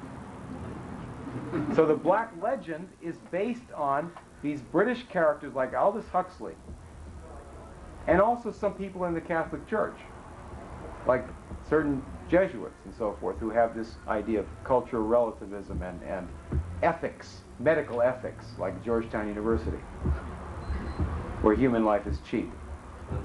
Right? Yes. Well, the British Empire is the chief source of this philosophy in our time. Absolutely. And of this war against the Christian faith, which they call a war against the Catholic Church. Yeah. All right, here, let me ask you. Go ahead. Yes. Yes. Has Mr. Rabin criticized the ADL? I don't know that he's criticized the ADL by name. I know that there has been a big shakeup in American Jewish life in a very short time. There was a big crisis in the Zionist Organization of America. There was a big shakeup in the AIPAC, the what do you call it? The American Israel Political Action Committee, where they fired some of these open provocateurs, you know, so-called pro-Israel. They were so pro-Israel they wanted to blow Israel up, right? And the Israelis don't appreciate that. They have a country to run. That's the way they see it. And the interesting thing is that Perez and Rabin come from the same party, but they live in the real world. The real world is not based on evil. The real world is based on people going to work, producing a product, feeding their families, and trying to maintain some type of stability, right? If you don't do progress in science, if you don't do great philosophy in religion and science and so forth, if you don't make progress, you fall into a dark ages. So they get to the point where these crackpots are running all these dirty operations. I think now it's obvious that people representing the Israeli government are operating in the United States in a real sort of a reverse favor for all the good things that, you know, these American Jews, so-called, have done for Israel. They've got Israeli government agents over here working against the ADL to a certain extent. You had a guy down in Texas, in the Jewish Federation of Houston, just a couple weeks ago, had a speaker from Germany who had been in the German resistance to Hitler. the White Rose Organization. He came to Houston to speak at the Jewish Federation, and he said that the idea that Germany is overrun with neo-Nazis is a lot of baloney. There's no such danger. And the idea was to try to counter this hysteria promoted by Meyer Kahane and the Anti-Defamation League for fundraising and other purposes, that everybody in the world who's not a Jew is a Nazi, particularly Christians, and that Christianity itself is the same thing as Nazism. They said, wait a minute, if you promote that, all you're going to get is Nazism. Yes, ma'am. What is the relationship between the Rothschilds and the Rockefellers owning all the banks and all of that, and FEMA and all of this? Is it all tied into to Britain too, or what?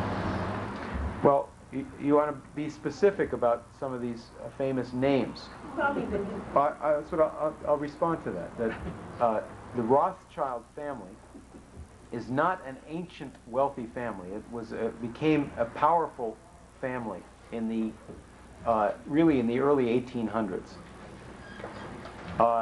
They set up a private intelligence operation in Europe, but they became very powerful, chiefly because they were, in a sense, the private brokers and bankers for the crown, for the British royal family.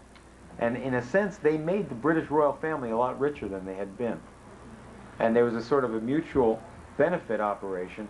The Rothschilds in the 19th century were widely understood in the world as representing the British crown.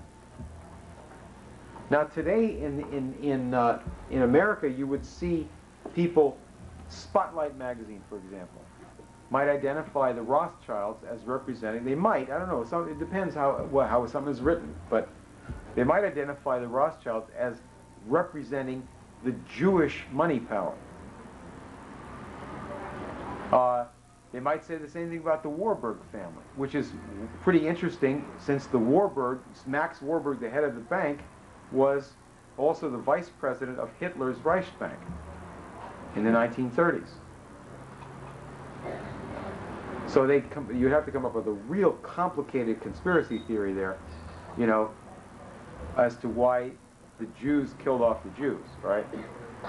That's not the point. You have in the world, this British Empire, a great power. Until recent times with great fleets and the ability to raise great armies, usually using some colony, not their own people. A lot of money and a lot of agents and so forth, but tremendous political power in the world. And the chiefs of this empire were bankers. They call them merchant bankers. They're not like the banker down the street. These are people that deal in trade and have control over masses of commodities. And then you have people in America like and so you have some of these are Jewish, some of these are non-Jewish. These are in the British ruling circles. All right. Then you have Rockefeller. Now Rockefeller rose to power in the late 1800s in the United States. He had a British partner, and he began getting British financial support. For what? He was a businessman in Cleveland. His business with a British partner and with British money, his business was to steal other people's oil. And he set up a refining business and a shipping business to channel other people's oil wells and their products into his control, his financial control. In the beginning, he never drilled an oil well. And he came to dominate the entire American oil business that had been originated by a bunch of industrial and Republican patriots in Pennsylvania who were scientific people and who wanted to do some good for the country. Rockefeller stole their industry from them with entirely British backing. And then the British faction on Wall Street said to John D. Rockefeller, people don't like what you're doing. They think you're a thief. What you need to do is have a foundation. that will do some good in the world and will look like it's doing some good, and you got to turn that over to some British people to run. Turn over all your money to these people, and that'll do some real good. And the Rockefeller Foundation then was a fund of money that ran the Rockefeller family. That's the way it really works, is that the money runs the family. The family devotes itself to the money that's passed down and to the projects of the family, but there's a fund that's operated by some of the members of the family and by some experts in finance and by some political experts and some dirty tricks experts and so forth. Each one of these families that gets to be like this in alliance with the British. Family funds. And all of these people have an idea about what they want to do in the world different from the American Revolution. They're opposed to the American Revolution. They're opposed to the concepts that are in the Declaration of Independence or the Constitution. And they're always allied with Britain.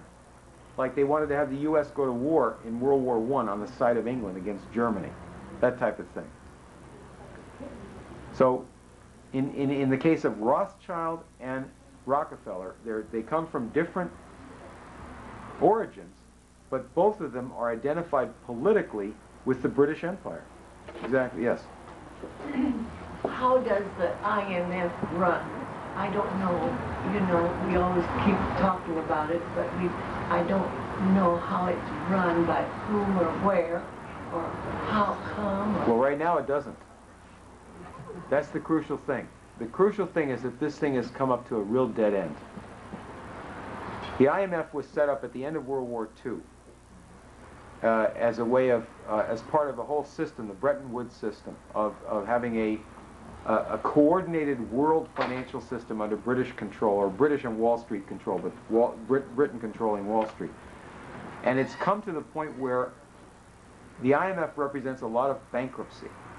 It represents a lot of banks that have assets that are very bad, a lot of them paper assets, real estate assets and so forth, third world debts and so forth.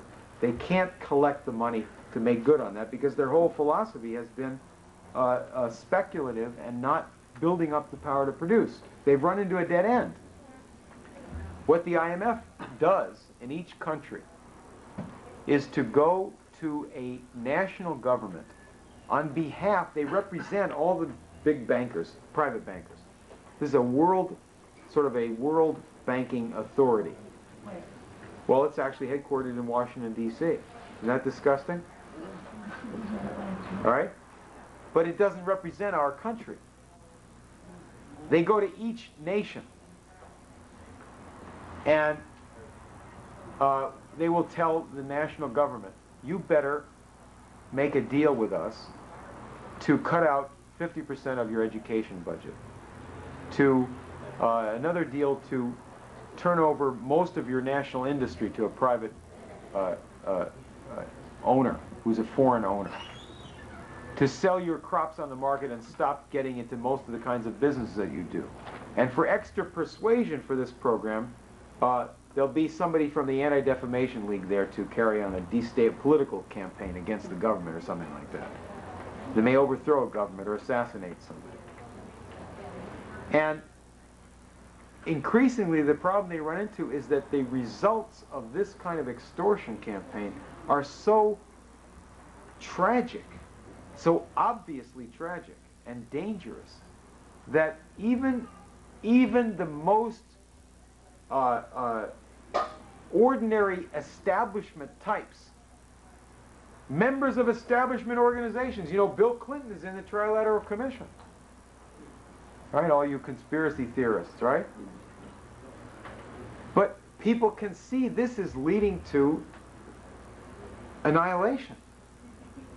The IMF is supposed to be representing responsible world finance. And you have editorials will appear in the Los Angeles Times criticizing somebody for daring to suggest, this is before Clinton, for daring to suggest that somebody should go against the IMF. Or go against the Federal Reserve or something like that. But mainly you're talking about the world system of the IMF. All right? So, now,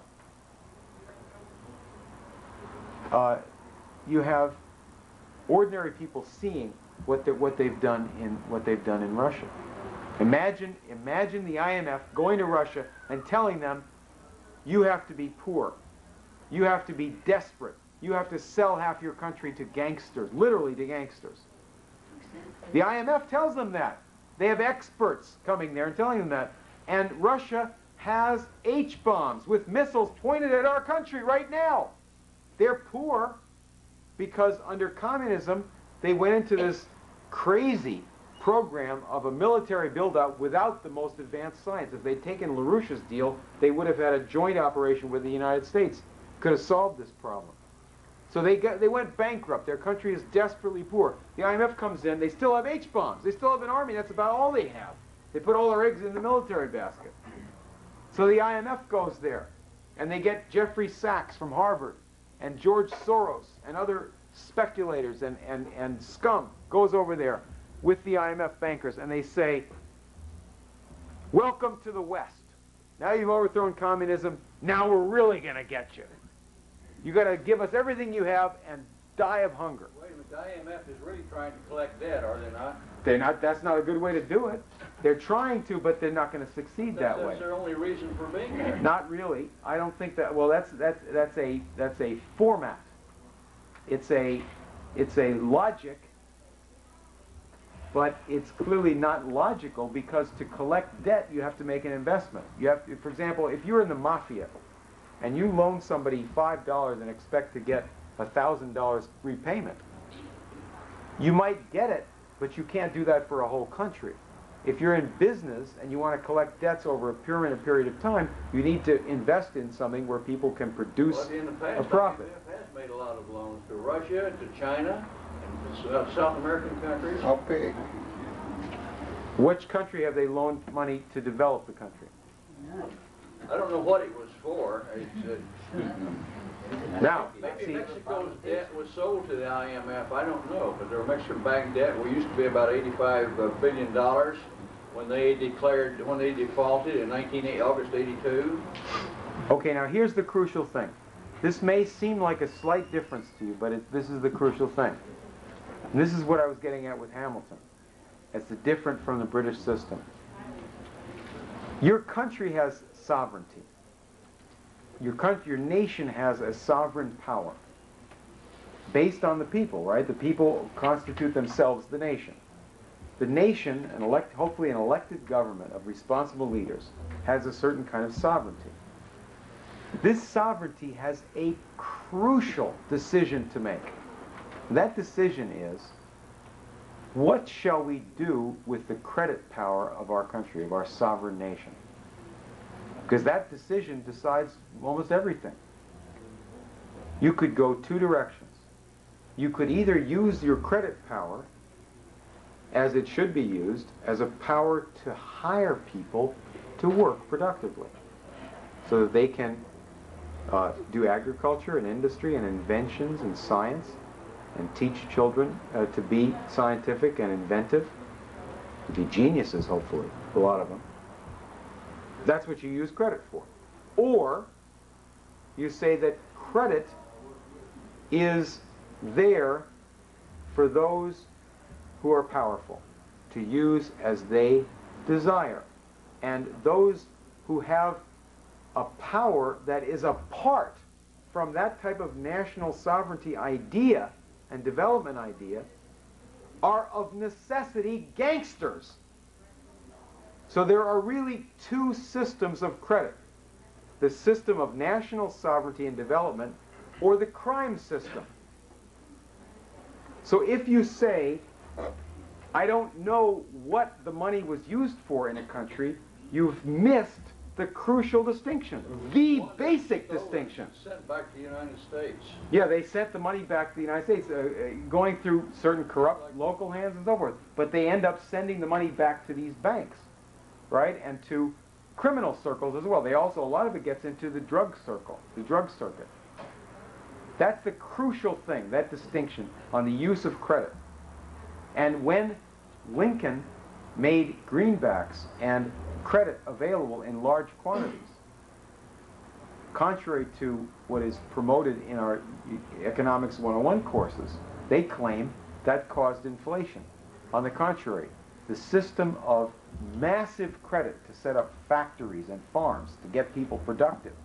That system is the only way to defeat inflation, because you set up a power, an engine of production, so that every year steel becomes cheaper because you make it better. You have more modern facilities. You know how to do things better.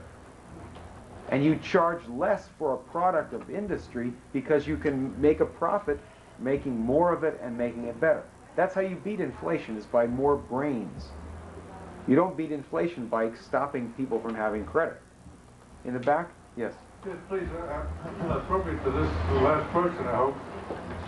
I've heard somewhere that actually a lot of American development, let's say in the 19th century, maybe even earlier, was financed by the Russian Tsars, and that we therefore had a sizable debt to Russia until the revolution in Russia, and that some of our, as you say, gangster-type so-called leaders in this country wanted to promote communism and the revolution in Russia so that they could say, well, we don't owe you guys the money, we owed it to the Tsars don't exist anymore, and so they got rid of the debt that way, supposedly. Well, if you don't mind, I'd like to take this topic up, because it's an important topic, but it's a little bit different than the way you said it. But it is important along these lines. First of all, there is a myth that I've never heard, frankly, this story about the Tsars paying for American development. However, there is a myth that the British paid for American development, including the Rothschilds. And, of course, you know who says that is the British and the Rothschilds, right? They say in particular that the Rothschilds and the British, or the Bank of England or the Rothschilds, paid for the railroads to be developed. Now, as I said earlier, American government, either national, state, or local, played a role in every railroad development. We had things like the Army Corps of Engineers and similar organizations, Army engineers participating directly in much of this. We did have a Bank of the United States twice, in two 20-year periods, crucial times in the early part of our country. And that bank coordinated private investment in things like railroads and industry.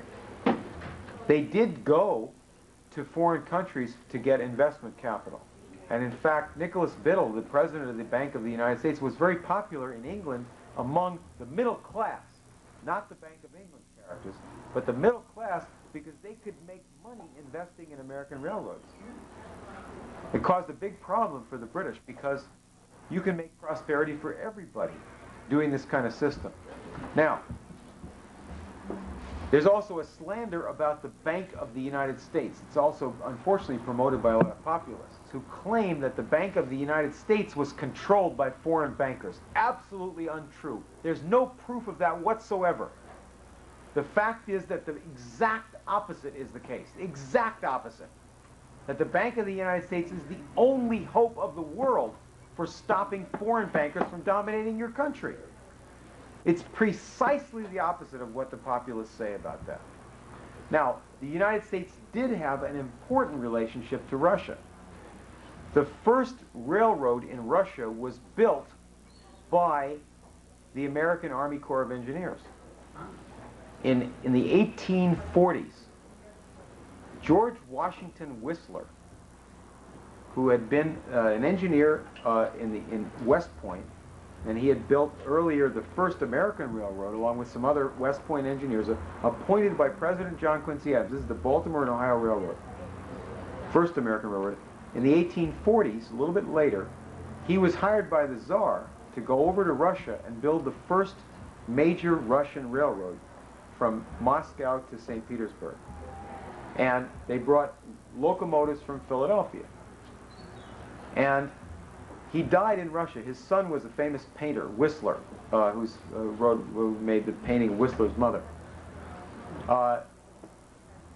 Russia repaid that debt to America in the Civil War by sending their fleet to the San Francisco and New York harbors to demonstrate to Britain and their puppet France that they better not get involved in the American Civil War on the side of the Confederacy, or they'd have a European war in their hands.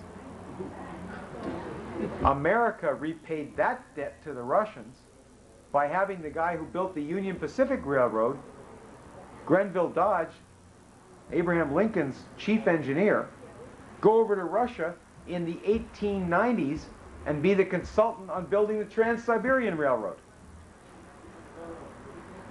which was built by the great westernizer of Russia, Count Witte, W-I-T-T-E, who was a follower of Alexander Hamilton and Frederick List, who wanted to modernize Russia by the American methods. Unfortunately, America was already going under British ideology, so Russia had to try to do something there. The Russian Revolution itself, promoted by the British Party and Warburg and Harriman and this whole party, the Russian Revolution itself was designed to defeat the American types in Russia who were doing something in the late period of the Tsars to build up a modern system in Russia. They built up an oil industry. They built railroads. They had tariffs. You know, we tell the people in Russia, don't have the government interfere. We tell them that now. Do what we say, not what we did to build up our country. But that's how Russia got built up itself before the communists took over.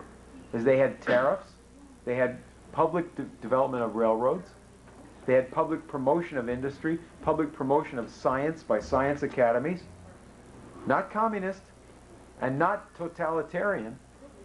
Sometimes they had that, and sometimes they fell back under British influence and had free trade and degeneracy, and their industry collapsed. So you had these two systems fighting it out in the world, the British Empire and the United States of America. Our greatest triumph, the greatest moment for us as a nation, was right after the Civil War, when the Confederacy was finished. We had the greatest army in the world. We didn't have the biggest industry in the world, but we're on our way to that with laws passed by Lincoln's government to allow American manufacturers a chance to do something in the market with high tariffs. Cheap credit was available. Public colleges were out there. Private ownership of land by the millions of farms and so forth. At that moment, the world was looking at this spectacle of America as a free country that had finally done in law what its declaration had said about all men are created equal, because we'd abolished slavery. And then you look at the end of the century, only 35 years later, and we fell backwards. We put into effect Jim Crow laws to take back voting rights that had been won in the Civil War. And we were going under British influence in industry and science and technology.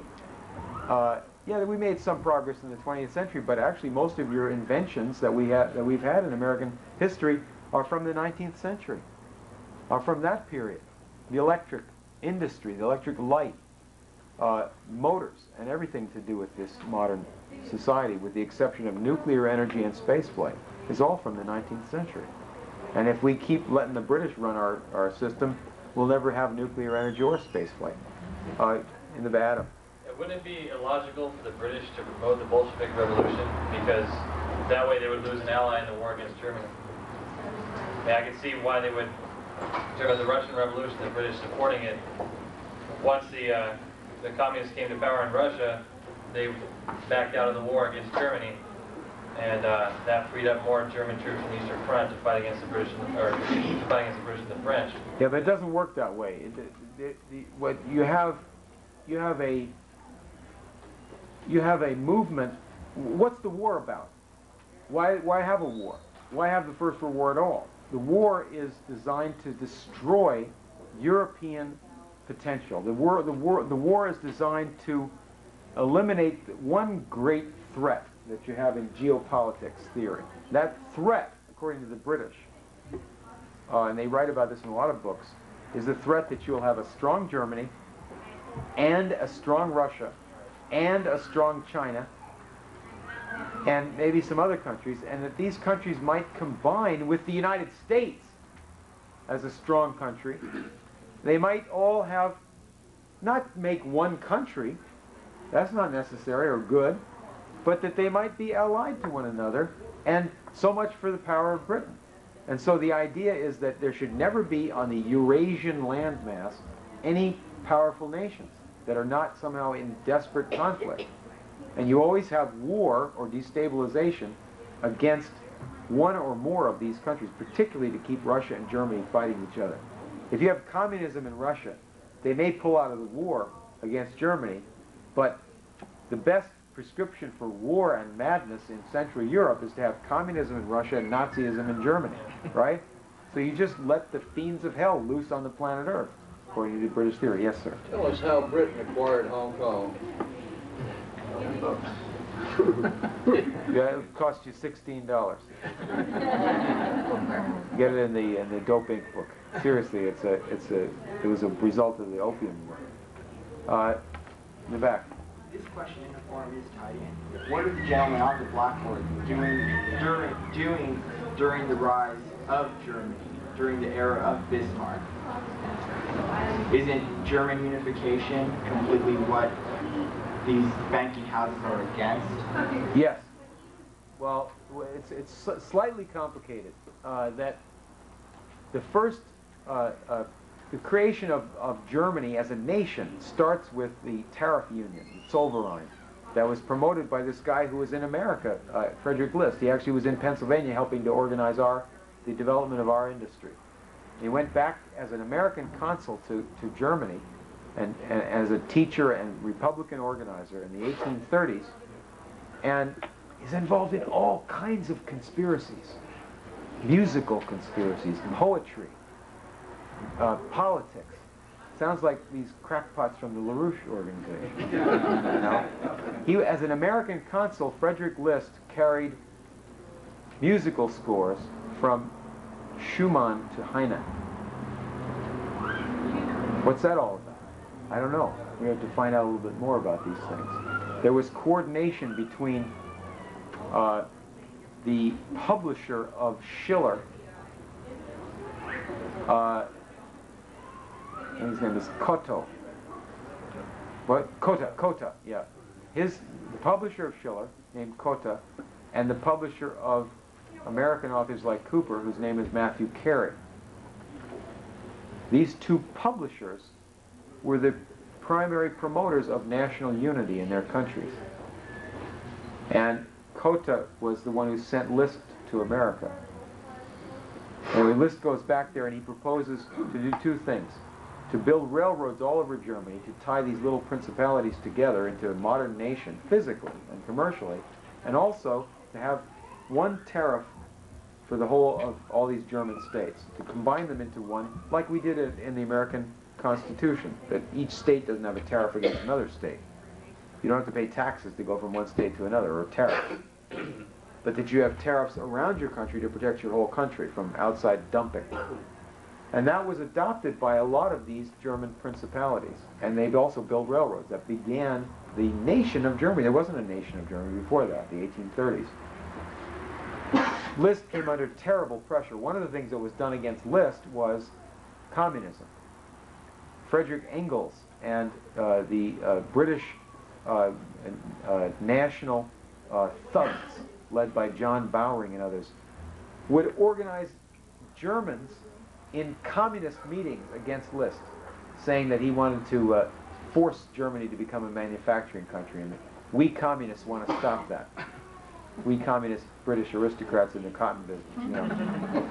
But then finally, Liszt was destroyed personally, and they say he committed suicide. I doubt that, but it may have. But he was destroyed by these British operations in the 1840s, and Germany did not emerge as a strong modern nation entirely until Bismarck in the later 1800s. And it was not in a purely Republican form. It was a bad compromise. There were many of the ideas that had been introduced by these American types like Liszt. But already you have people who are mystics in the German leadership. But the Kaiser is no great bargain, you know, by the time of World War I. He's a cousin of the British Empire. And these people are all mystics and infected by all this nonsense British ideology like Bulwer Lytton and various legends and cults like Wagner, who the Germans make the mistake of thinking as a German composer. He's actually British, and he's totally British.